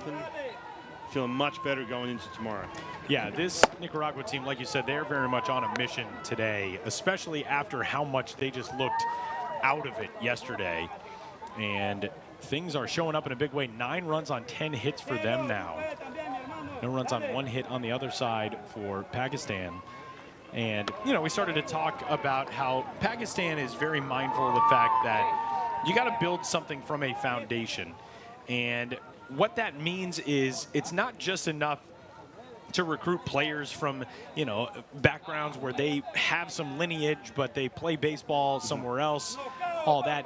You have to be able to build these things homegrown, and they are so dedicated to doing that in various ways. And one thing that was mentioned is that in addition to trying to build a team for potential Olympic qualification years down the line, now we know we will not have Olympic baseball coming up in 2024 in Paris, but potentially 2028 in Los Angeles.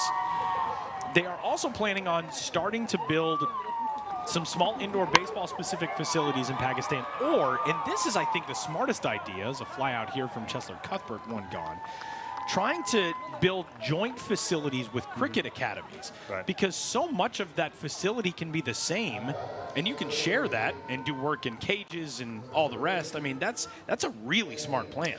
Yeah, so a couple things. I mean, you mentioned the fact you go around recruiting, you know, from guys from the U.S., and that's one thing, but that's a lot of energy spent. I think, you know, to really get this thing off the ground, you have to build it from the grassroots, and that's, you know, the young kids. And, you know, you bring a really good point up, and that's a really smart way to go about it. You start sort of, you know, partnering up and getting into some of these cricket facilities, because we all know indoor facilities, whether you're in the U.S., Australia, it doesn't matter where you are in the world, they are expensive to, you know, really dedicate one, you know, footprint for baseball. Very much so. Yeah, when you just don't have that presence there. I mean, it's got to be, you know, something you can make some money in, invest in if you're going to build something like that. So I think, you know, getting in with the you know, some of the cricket facilities they have in Pakistan, and then on top of that, what that does as well is you can start pulling some of these cricket players away from cricket into baseball, start showing up, you know, some of the some of the effect that Major League Baseball has on young kids all over the world. I mean, it had a huge effect on me as a 12-year-old. And you look at that and go, man, this is cool. I want to play this game. All of a sudden, there's so many opportunities. It can take you around, take you all over the world. And I think that's a really good strategy, I think, if you're Pakistan. There's another couple of strategies dedicated to the future of baseball in Pakistan, and one of them is a proposed international baseball league, the United International Baseball League, which is, as of right now, and I know was announced earlier this year with a targeted start date of early 2023. I haven't heard an update to that timeline as of yet, but a baseball league that'll be anchored in Dubai and is really about bringing the game to that area of the world. As a drive into center field will settle into the glove of Sammy Khan. 2 gone, because there are 2 billion people in that region of the world, in the Middle East, in South Asia, and they have not had a ton of exposure to baseball. Mariano Rivera, the greatest Panamanian ball player, he is part of that push, along with Barry Larkin. India, Dubai, those are some of the spots that are going to be targeted as hubs for the United International Baseball League. And the other thing, and this is something that you're really familiar with, Ryan, is trying to communicate to young athletes that there is a pathway forward for them playing collegiately in the United States. Absolutely. And that, especially for young Pakistani athletes who are into cricket, if you're throwing 90 miles an hour as a 16-year-old playing cricket, and the route forward for you as well, you're probably not going to be a professional. You're probably not going to go play, you know, in the international tests or whatever the next step is in cricket. If you convert that and you make yourself into a reliable arm, all of a sudden college scholarships open for you in the United States. Pathways forward for you open there. And that's a life-changing type of thing for an education especially. Well, yeah, I mean, this is something that we, big push and something I've been, pretty proactive about back in Australia. It's a situation, I got a chance to play professionally straight out of high school, signed for a little bit of money, but one of the biggest regrets I had was not pushing harder on the college side of things. And looking back, I'm like, man, to have a situation where you get a college scholarship, get a degree, and go that route, get a chance to mature, catch up to that level of play, I think it's huge. And for Pakistani athletes, man, that's a huge, huge avenue. Home run allowed by Mohammad Amjad Aslam, and he immediately bounces back and retires the next 3 men he faces. 5 across for Nicaragua in the 4th. We're headed to the 5th. It's a 9-0 lead for Nicaragua over Pakistan from Panama City.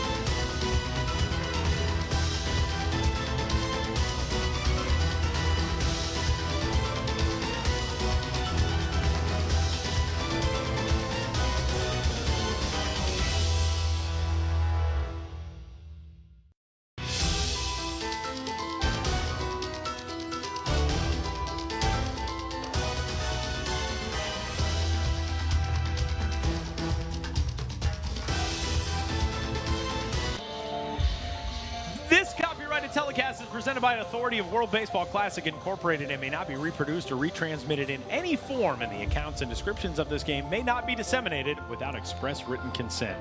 Back in beautiful Panama City, Tyler Mon, Ryan Roland Smith, our producer Tim Fryer, our technical manager Andrew Perez. We are on day number 3 of 5 game days here in Panama City. Samantha Calastro, our production manager. Daryl Martins, making everything happen. Daryl swinging by yesterday, bringing you coffee. Dan Cochran, our sound guru, who has been fantastic, making us sound good, which is, especially for me, is always a challenge for anybody. I didn't say sound smart, but sound good, you know. Yeah, Dan was running around that first day with cables and just going straight pro on us. I love it. Hanging from the rafters, trying to make sure everything was connected. A lot of people making this kind of event. It's been a long time, 5.5 years in the making, essentially, to get back to the World Baseball Classic. A lot of people make this thing happen. Our director, Ricky. Tim actually gets a chance to hang out in the truck this time around. We had some smaller quarters in Germany, and Tim was observing from a back end point of view of the production crew from our guys in Germany, out of the Czech Republic, the Plyo crew, who were amazing to work with, as well as Alex Kahn has his first hit of the day, bouncer back up the middle. We've just gotten a chance to work with so many amazing people over the last couple of weeks, and hopefully doing it again in March as the World Baseball Classic gets set for its 5th edition coming up in March. 4 different spots across the globe for first round play. Tokyo, Taichung, Miami, Phoenix. You see Orlando Valle is taking over out in left field for Luis Monte Alto. Yeah, it's just a good time of year for baseball. I mean, you see these teams clinching right now in the U.S. It's been fun watching all these new playoff berths. Wild card series coming up, playoffs, and you got World Baseball Classic. A little preview of what's to happen come March.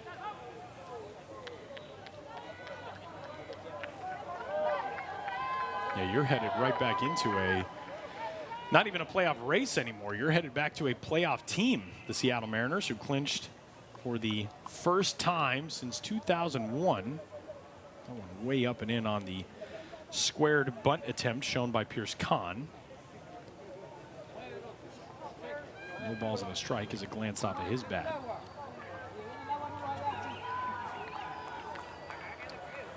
The WBC getting rolling in Taichung at Intercontinental Stadium, and that is an electric atmosphere. You got to play part of a season in Taiwan.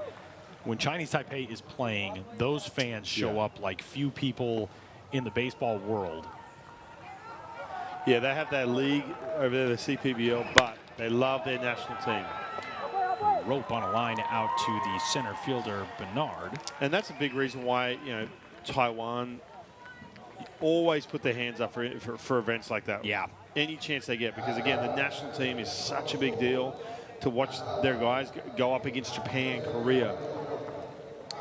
You mentioned the big 3. Obviously, Japan kind of ranks #1, then Korea. Man, we saw Korea, Japan, too, up against each other back in 2019, and that's a huge rivalry.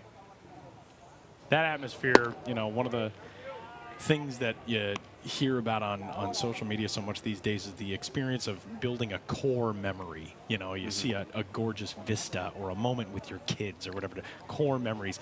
That standing in the outfield at the Tokyo Dome for that matchup and getting a chance to watch those fans and how they experience baseball. I mean, talk about a core memory. That was the most incredible sports experience of my life. 1 ball, 1 strike count here on the left-handed hitting Sammy Kahn, who bounces one to short. A tough play over there for Brandon Layton, who's able to get an out on the lead runner, and 2 gone as Kahn is aboard with a fielder's choice. That's a good play, too. He didn't have a whole lot of time. First of all, getting that on the heel of his glove. Little jump throw. Then for the second baseman, Ray is able to glove that throw as well. Nice play getting the lead runner. So 2 out. And here's the catcher, Umer Bhatti. Bhatti came on as a defensive replacement for Muhammad Shah, who started this game behind the plate. Rodney Theophile on for his 2nd inning of work for Nicaragua. Good day for Osman Gutierrez. 3 innings, 1 hit, faced 10 batters, struck out 1. He only needed 36 pitches to get through those 3 innings.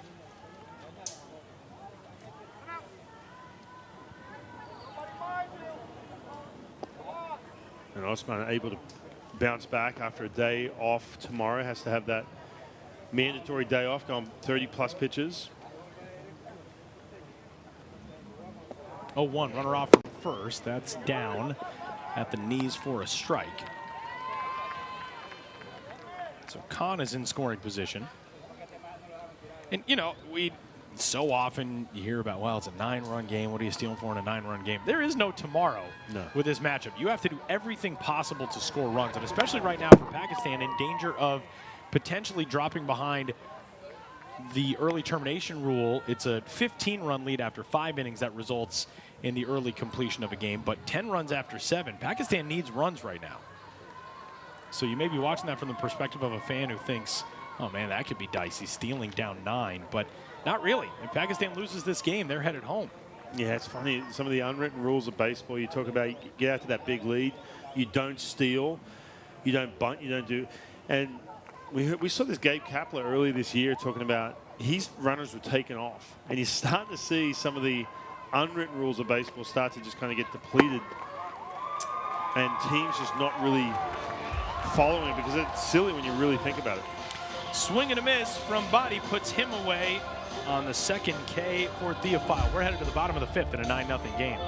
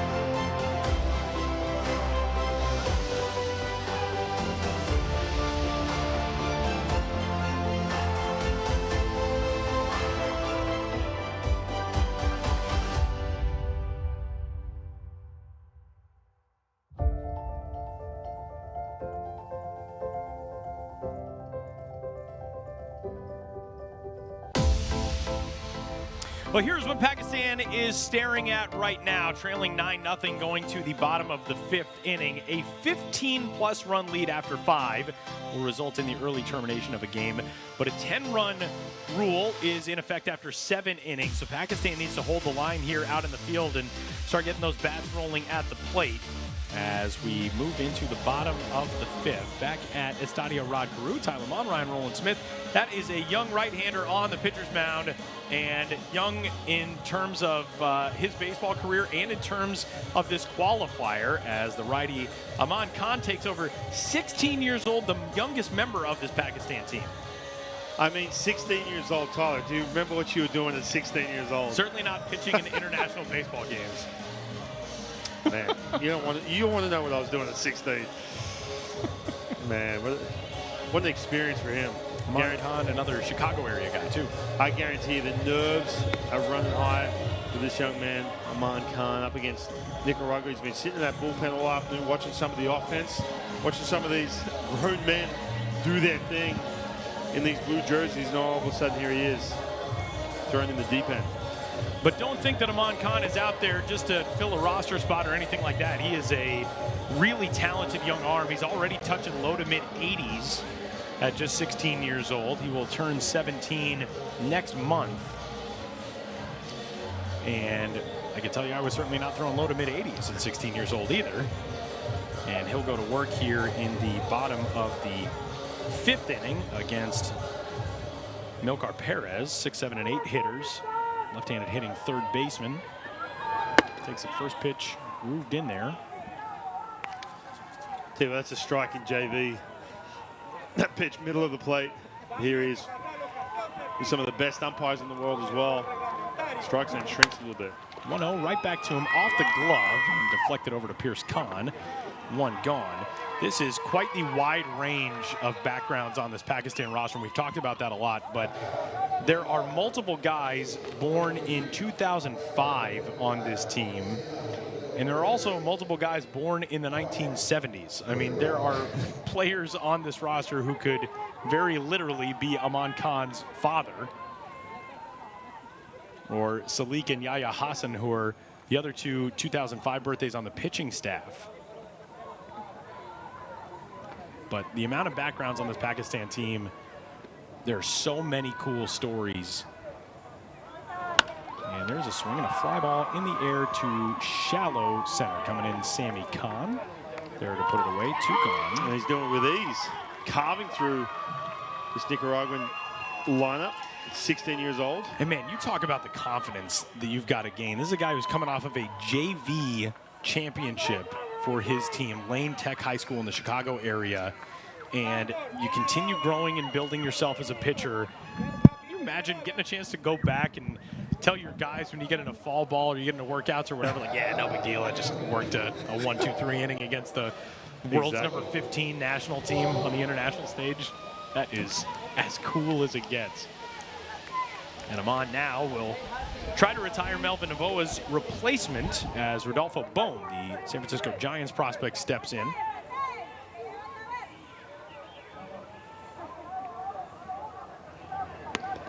Yeah, it's really, you look at this, I mean, worlds collide when you think about it. 16 years old, you mentioned the fact he, JV team. And here he is up against a huge prospect, someone who could essentially be in the major leagues within 2 years. Again, I can't express this enough. And when you go to the World Baseball Classic in March, and you have some of these players that, you know what, may never ever play in the major leagues, and they're standing 60 feet away from guys they watch on TV, guys, maybe they got the poster on the wall.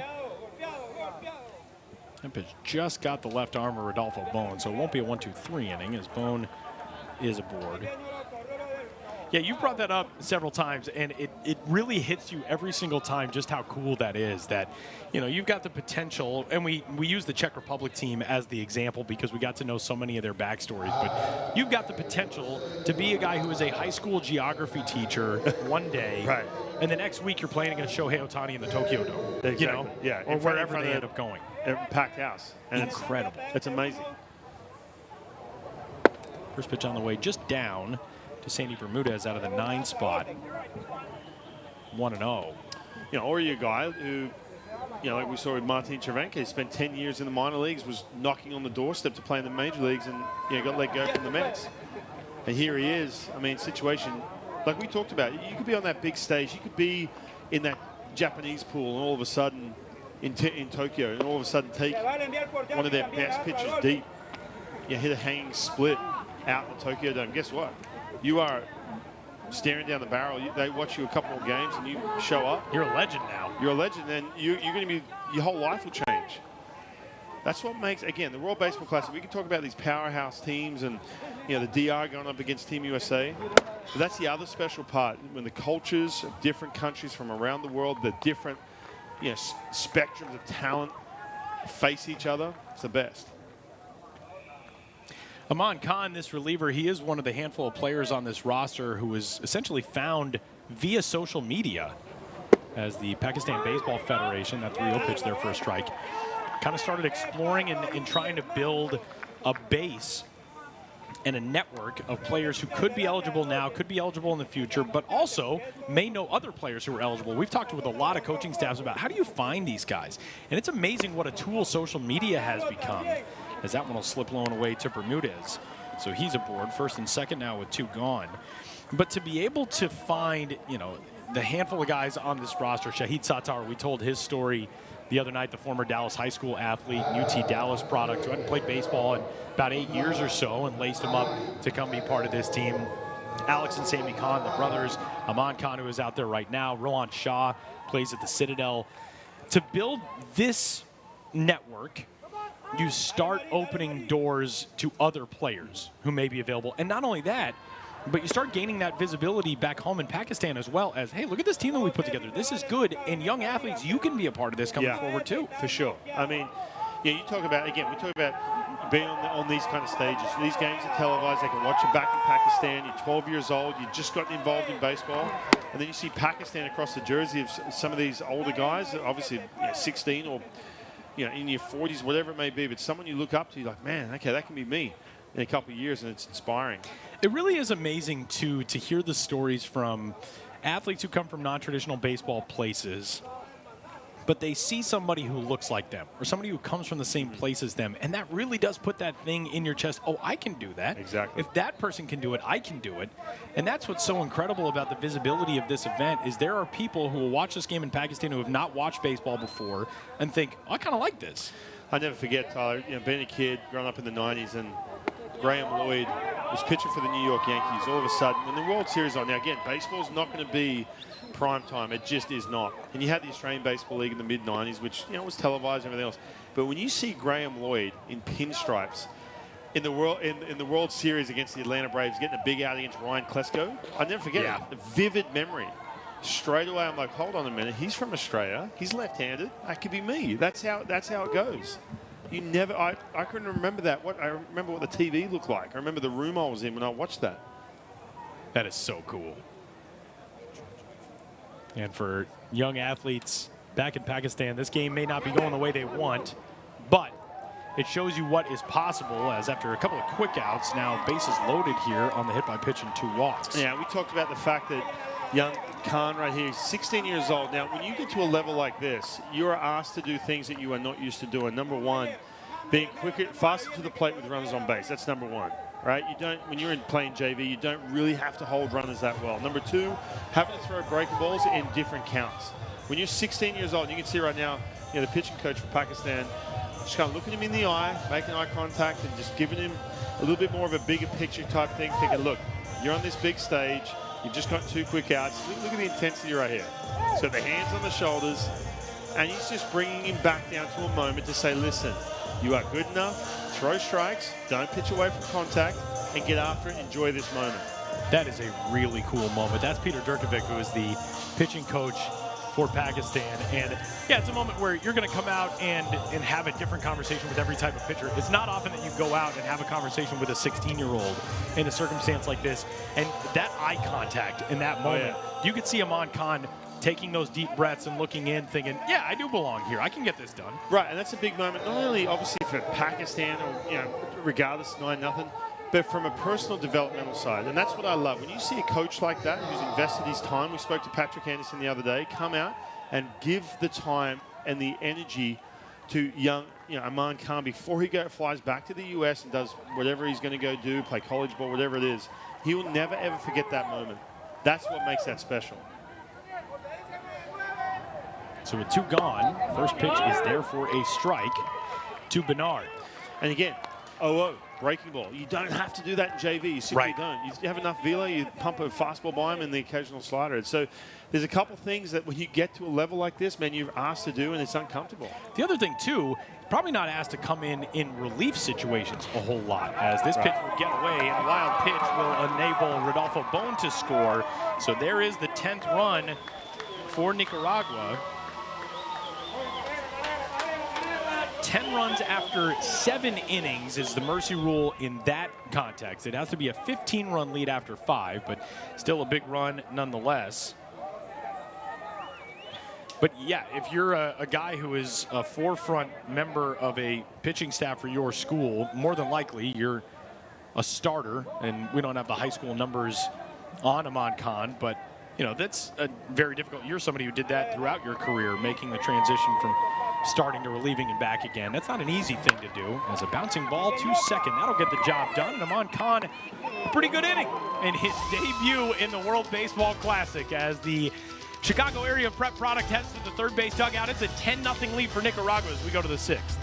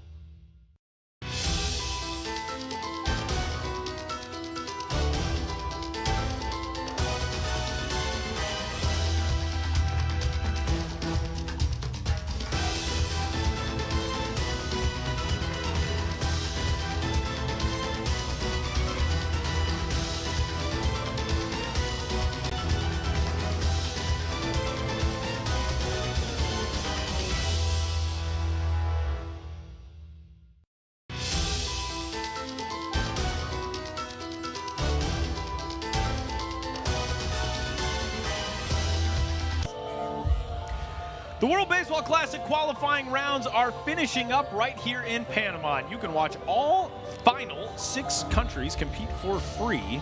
Catch all the action live on worldbaseballclassic.com and by following at WBC Baseball on Twitter, Facebook, and Instagram. Back in Estadio Rod Carew here in Panama. Brian Roland Smith is on Twitter and Instagram at -18. You can find my tweets. They're dorky and annoying at Tyler Vaughn. I noticed that the lights were on earlier in this game today when we had the sun out. The lights are off right now, but we are getting some clouds for the first time today. Making a little bit of rain between games. Hopefully nothing too substantial hanging around for the night game. 7 o'clock is our first pitch time this evening for New Zealand and Argentina. As we'll start to see, I would imagine, some pinch hitters and the bench coming alive for potentially each squad. A pinch hitter to get things started here in the top half of the 6th inning for Pakistan. Yeah, I mean, Patrick Anderson trying to get his entire roster through before they bow out of this one, if their score remains. He talked about that first day, trying to get some of these young players. We just saw a 16-year-old get an inning. You're seeing the bullpen go again. A lot of young pitchers trying to get this opportunity. The other part of it is, too, I was thinking about this during the break, but look, you're 16 years old, you're playing JV. Look at the coaching you get to be around. I mean, Patrick Anderson, he's in the Cardinals system. He's the manager at High A. That's a really good point. You know, I mean, the entire coaching staff. All of a sudden, you get to an opportunity like this, and just that one conversation, that one mound visit can make all the difference. This is quite a moment. That is Aman Khan's family, his mom, so emotional watching her son. That's going to make me emotional. Watching her son, you see all the friends and family with the Khan name on the backs of their T-shirts. Oh, man, what a cool moment over behind that dugout on the third base side. I can't imagine that feeling. Oh, for sure. And look, let's not forget he's 16. They're going to have plenty more of these moments as his career goes on. I'm sure he goes back, JV, makes a varsity team, goes on, hopefully plays collegiate level somewhere. But regardless of what he does stateside, he will be a part of this program moving forward for a lot of years to come. Pinch hitter here, by the way, is Osmad Buttar, who has gone on strikes. There you see the the young reliever, the right-hander, Aman Khan. He's out of here. Skipping off the, well, he's probably going to try to find some air conditioning. I think that's what, if I was in that dugout third base side, as Sayed Ali Fakar Shah. He's stealing all the Gatorade, manager. Trying to stay hydrated. It's a warm day down there. He really deserves so much credit. Shah, as the manager of this program, inheriting the mantle of trying to build the national team program from his father, who established the Pakistani Baseball Foundation or Federation. To build this roster is not an easy task, and it's not an easy task for any of these countries who come from the shorter baseball timelines from which they've been playing. But man, to be searching out players on social media, some great hustle up the line there from another high school player, Zach von Schlegel. Zan has been terrific so far. He's retired here.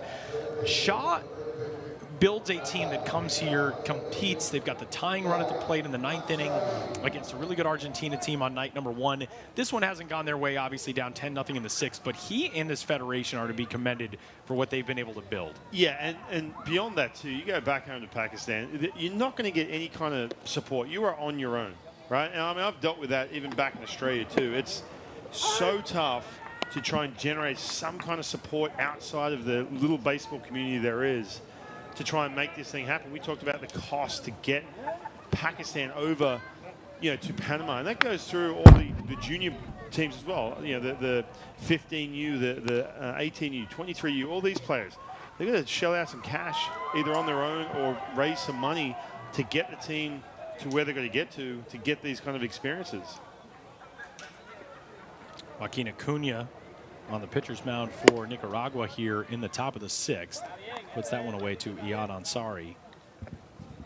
Ansari over at first base today. His uncle, Ghulam Ali, is a 5-time national champion in the domestic cricket league in Pakistan. He was a national team member. He's been a coach for a long time. He actually traveled to Australia with the Pakistan national team. The green shirts, as this ball shot out in the air to right center field.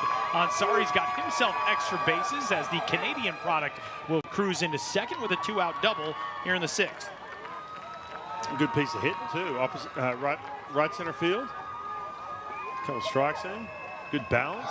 Short to the ball. Nearly getting by the center fielder as well. That's the first extra base hit of the day for Pakistan, which gets a man into scoring position for the 2nd time today. Those fans on the third base side, they are still into it. That is hit number 3 for their team. And a swing and a fly ball in the air to center. Good contact from Sundu, but Sean got under it, and he is retired for the final out of the 6th. Nicaragua will try to add on to this 10-run lead as we head to the bottom of the 6th, 10-0.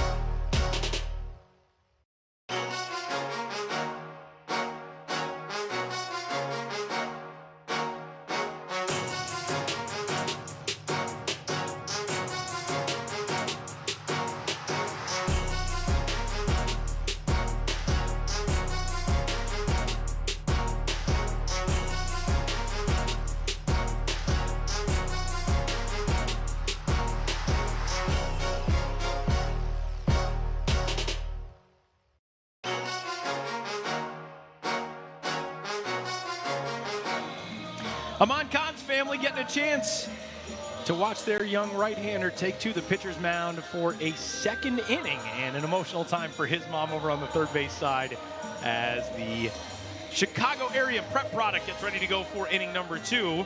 Allowed a run last inning, but did not allow a hit. A couple of walks and a hit by pitch. A wild pitch brought home the 10th run of the game for Nicaragua, but otherwise, Ahmad Khan looking pretty good, and obviously means a lot to his family. Oh, yeah. I mean, that is so cool.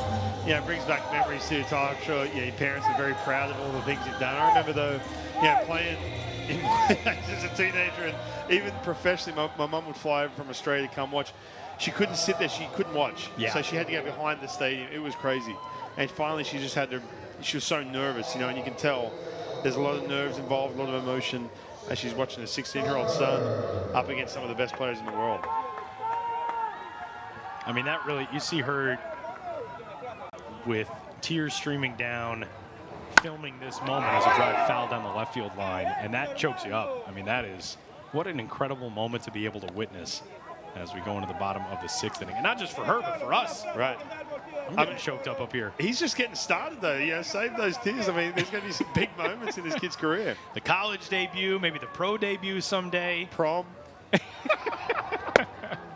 This is just so cool getting a chance to see Ahmad out there as he puts the 0-1 up high, 1-1. Chesler Cuthbert so far today, double in the first inning to drive in a run. He's flown out to right field a couple of times.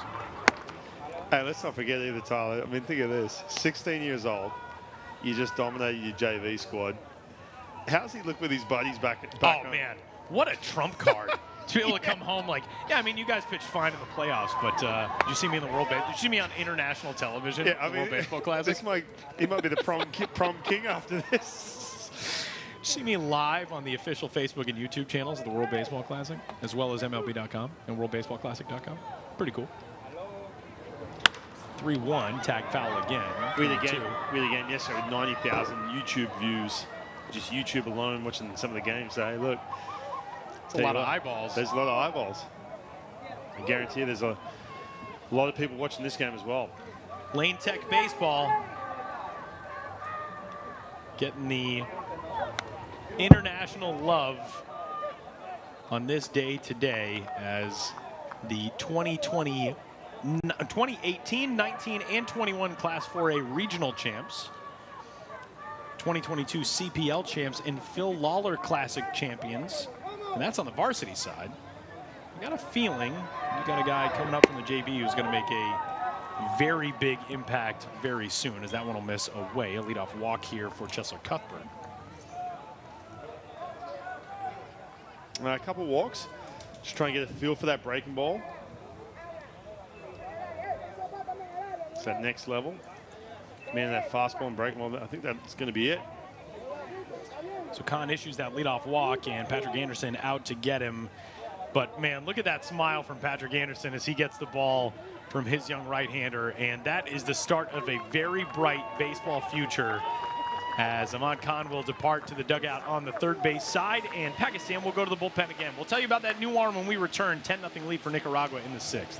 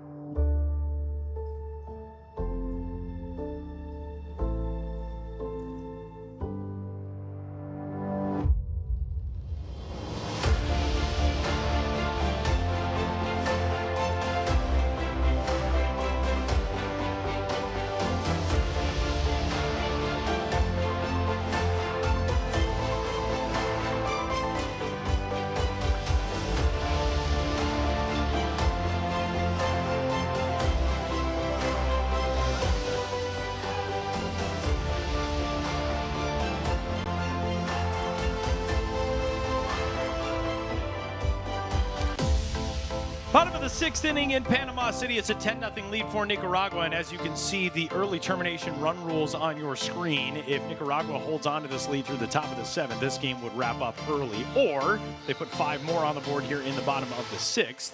This game would wrap up early. Back upstairs at Estadio Rod Carew here in Panama City. Tyler Mon alongside the former Major Leaguer and Team Australia pitcher Ryan Roland Smith.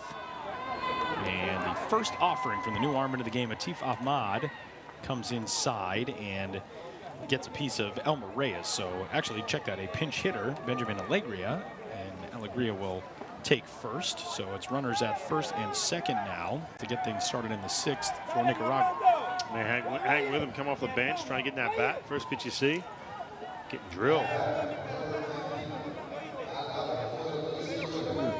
Get the elbow, the belt maybe. So that brings up Orlando Valle, who came into this game in place of Luis Monte Alto.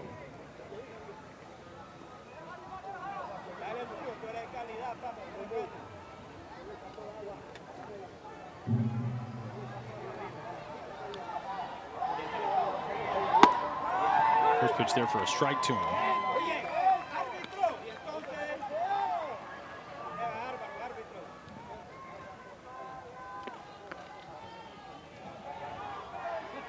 So Alegria at first. Chesler Cuthbert is the runner ahead of him at second.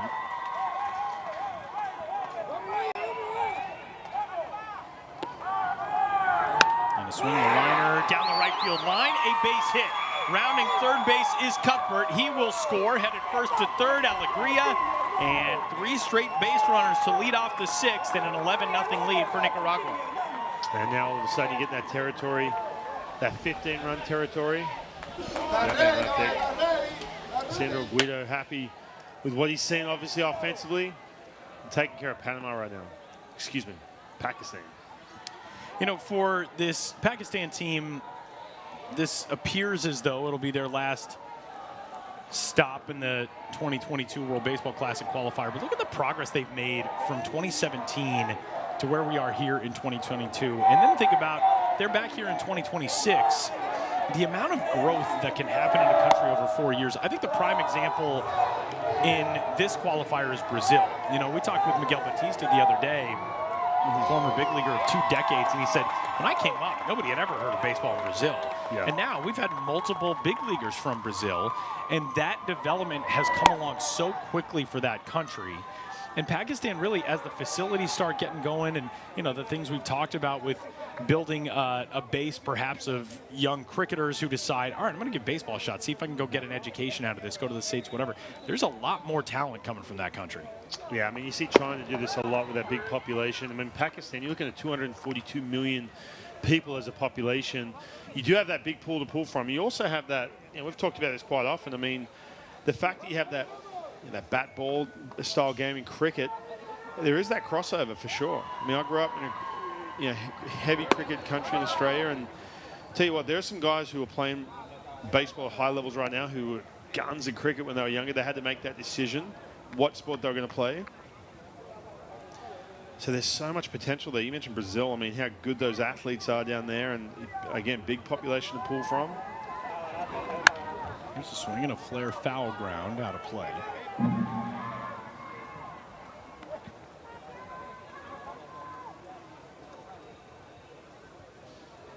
Yeah, there's a lot more coming from Pakistan. One other thing that we haven't gotten a chance to touch on as of yet, but obviously the world has been witness to the catastrophic flooding in Pakistan, and I know that's something that's on the minds of a lot of members of this roster and this delegation, this coaching staff, and our thoughts certainly with those affected by the floods in Pakistan. A fly ball in the air to center, and Sammy Khan will put it away. Tagging at third, Alegria will score, so a 12-0 lead now. And for the two of us, who of course live in the United States, the devastation brought not only in the U.S., but another baseball country in Cuba by Hurricane Ian. We're thinking of all those affected there as well. We kind of get to live in a little bit of a bubble sometimes. You're working international baseball events and you're removed from home and you're watching these games and having fun. And, you know, there are real world things that go on, and especially when a country playing here has been so thoroughly affected by that. We want to send all of our best wishes to those affected by those two horrible events as Dwight Britton now steps in and lines one left side and on through for a base hit. So Britton's got his 3rd hit of the day now, and it's 1st and 2nd with 1 gone. Just continue to pile on. See Patrick Anderson just trying to get some of these guys a chance to get into this game. See the bullpen still moving around. Some of these younger players, just give them a taste playing at this level.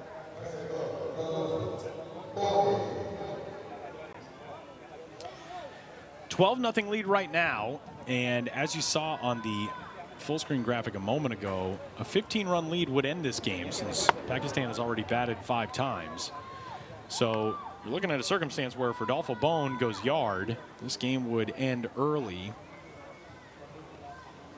Bone, the San Francisco Giants prospect, who spent this season with the Eugene Emeralds in the High A Northwest League, 33 games with Eugene.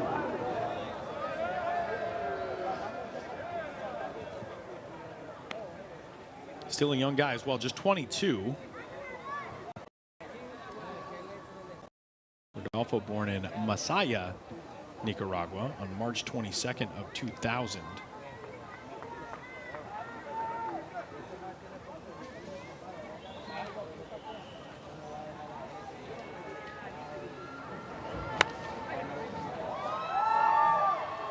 One ball, 2 strikes on him.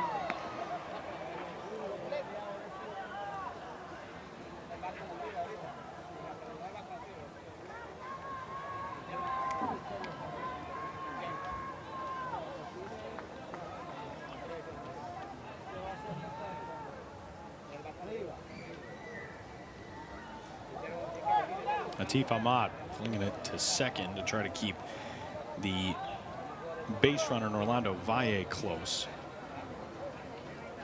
1st and 2nd, 1 gone. Nicaragua's offense has come alive today, especially since the 4th. 4 runs in that inning, another run in the 5th, 2 here so far in the 6th, 1 out and 2 on.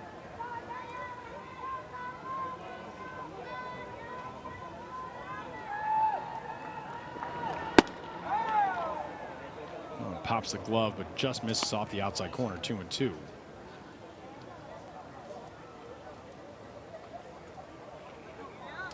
So for Nicaragua, on to Tuesday, if they can close out this victory, barring a monster rally, they will play the winner of tonight's game between New Zealand and Argentina. The loser of that game is going home. The loser of this game is going home. Yeah, we saw Argentina last night against Panama. Get the bell rung a little bit in front of this home crowd. That was a fun game. Panama, man, you see how strong they are. And New Zealand, that's going to be a good one tonight, starting at 7 local. Tell you what, these bats have definitely woken up here in for Nicaragua. 3-2, skied on the infield. Infield fly rule will be in play. So Bone is retired. And with 2 outs, here's Sandy Bermudez out of the 9 spot. Yeah, a little off balance. Rodolfo Bone just trying to deal with some of the slower velocity. You mentioned some of the numbers he put up with the Giants, you know, coming up in the early stages of A-ball. Man, he was putting up some serious numbers, but struggled this year in high A, 158 batting average. And another pitching change coming here for Pakistan. 12-0 lead for Nicaragua as we continue along in the bottom of the 6th at Panama City.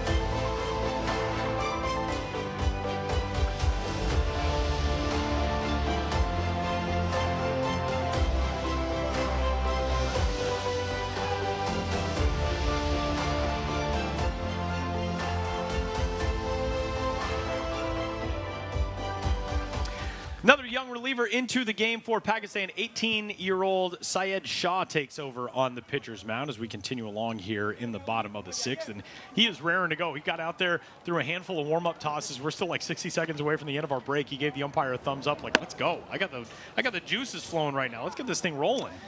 Yeah, use your 8. You're going to need them. I mean, you're facing some juggernauts here in this offense. Get those 8 warm-up pitches. Sandy Bermudez, the batter, as Nicaragua is 2-3 runs away from potentially ending this game early. Pop up behind the plate. That'll drop foul. A 15-run lead after 5 innings forces the early termination of a game. A 10-run lead after 7 does the same. So if Nicaragua can't plate anything else here, but they get the 3 outs without Pakistan scoring at least 3 in the 7th, that would close this game early.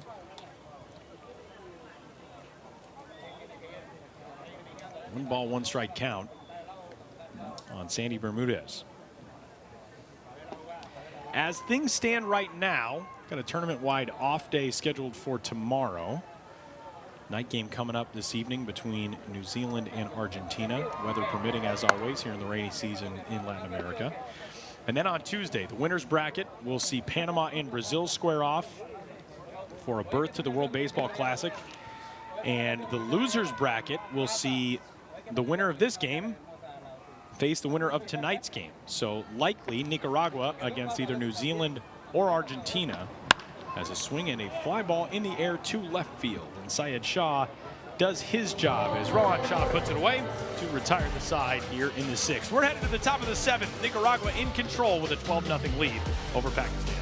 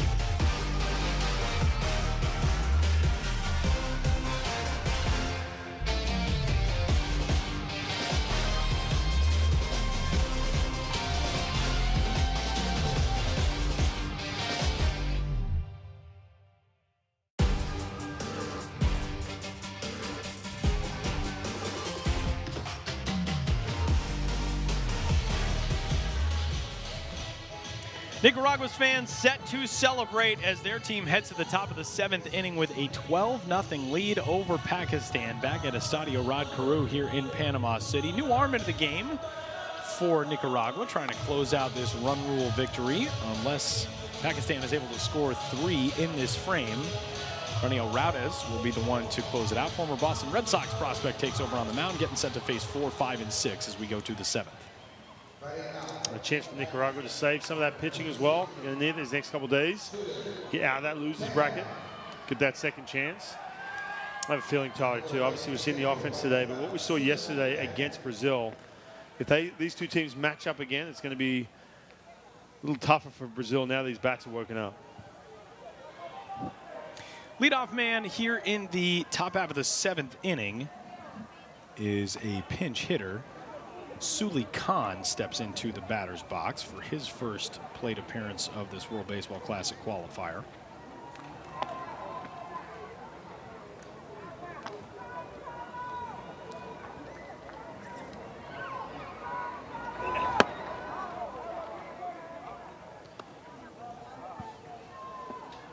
Suleiman Khan is full name, but Syed Ali Fakhar Shah, the manager of this Pakistan team, said, yeah, we all call him Suli. You can call him that. All right. Pitch there for a strike to him. That pitch right there, 89 miles per hour. You'll be facing 88s to 92s. Guarantees, never seen, for Khan's never seen this kind of velocity. See well behind that pitch.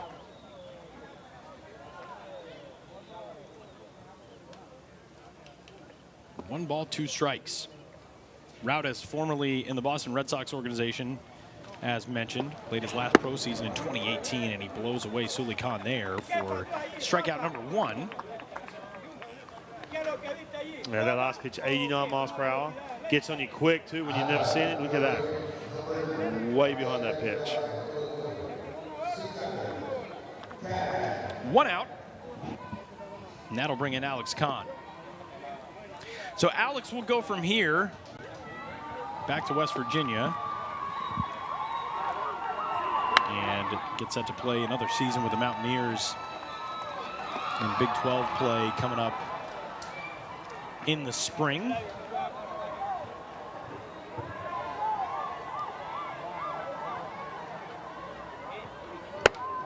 Pitch is up high to him. It's 1-1. He's a guy who's used to more of the velocity that he's seen in this World Baseball Classic Qualifier. Single back up the middle in his last trip to the plate. And again, these are really valuable at bats. You go back to, you know, playing in a college season, and you're getting this work in the fall. That's something that not a whole lot of players around the country are going to have on their resume going back for springtime. Yeah, and it's not just catching up to the velocity, too. It's being comfortable against it. You can see that swing where he looks dialed in. He's timed up, comfortable, bigger swing, bigger backswing as well. Not those emergency hacks you see sometimes when you're not used to adjusting to that kind of velocity. 1-2, down and away. That last break ball, 74 miles per hour. Yeah, you can see that out of the hand.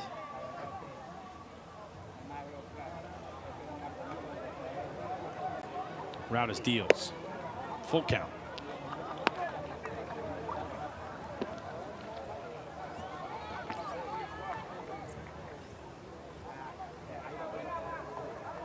Third reliever out of the bullpen today for Nicaragua. Osman Gutierrez got the start, and another rocket shot back through the box. Alex Khan's got himself a 2-hit day and a 1-out base runner for Pakistan. Right on cue, too. We talked about handling the Villa 3-2 pitch. You can cheat, well, not cheat a little bit, but you can sit fastball. It's a good-looking swing, too. Collegiate level. See 91, right back up the box. That brings up another pinch hitter. This is Salik Hassan. He's actually listed as a pitcher on the roster, but there are a lot of two-way guys on this squad. And Salik, one of the younger guys on the roster, born December 29, 2005. He's out of Santa Clara, California. He and his twin brother, Yaya, both on this team, and a big cut and miss there. Back to being comfortable against velocity. You can just tell, obviously, his presence in the box. See some of your favorite players looking quote-unquote big in the batter's box. You can just see just completely overmatched by fastballs right here.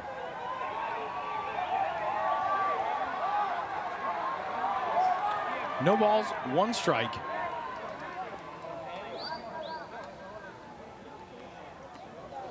Left-handed hitting Hassan awaits. And behind on another fastball, it's 0-2. So for Nicaragua, a day off coming up tomorrow. They've only had one pitcher breach 30 pitches today, but Osman Gutierrez will be ready to go on Tuesday if he is needed. He's got the day of rest tomorrow, and a big cut and miss there. Second strikeout of the inning for Raniel Raudes, who was just blowing heaters by his opponents. And from Salik Hassan, Yaya Hassan, his twin brother, will stand in with 2 gone, and Alex Khan at first. Again, just when you look at this, again, the mismatch, it's just such a good experience for some of these young players from Pakistan. Seeing plus velocity, catch up to it. You probably see a breaking ball. Just take a deep breath, take it all in.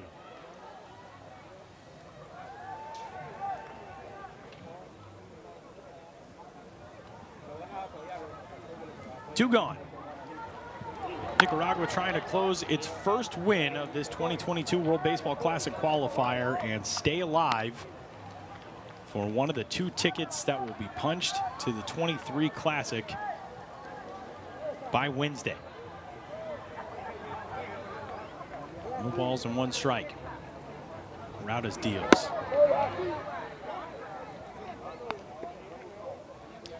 Raniel Raudas most recently pitched at what was then the Class A advanced level in minor league baseball in 2018. Also pitched in the Atlantic League this year as a bouncing ball right side finds its way into his glove, and that will do it for this one. A very impressive wire-to-wire performance by this Nicaragua team, which came out, looked a little flat yesterday, and responds in a big way here today with a monster victory over Pakistan. 12-0 is the final in this one.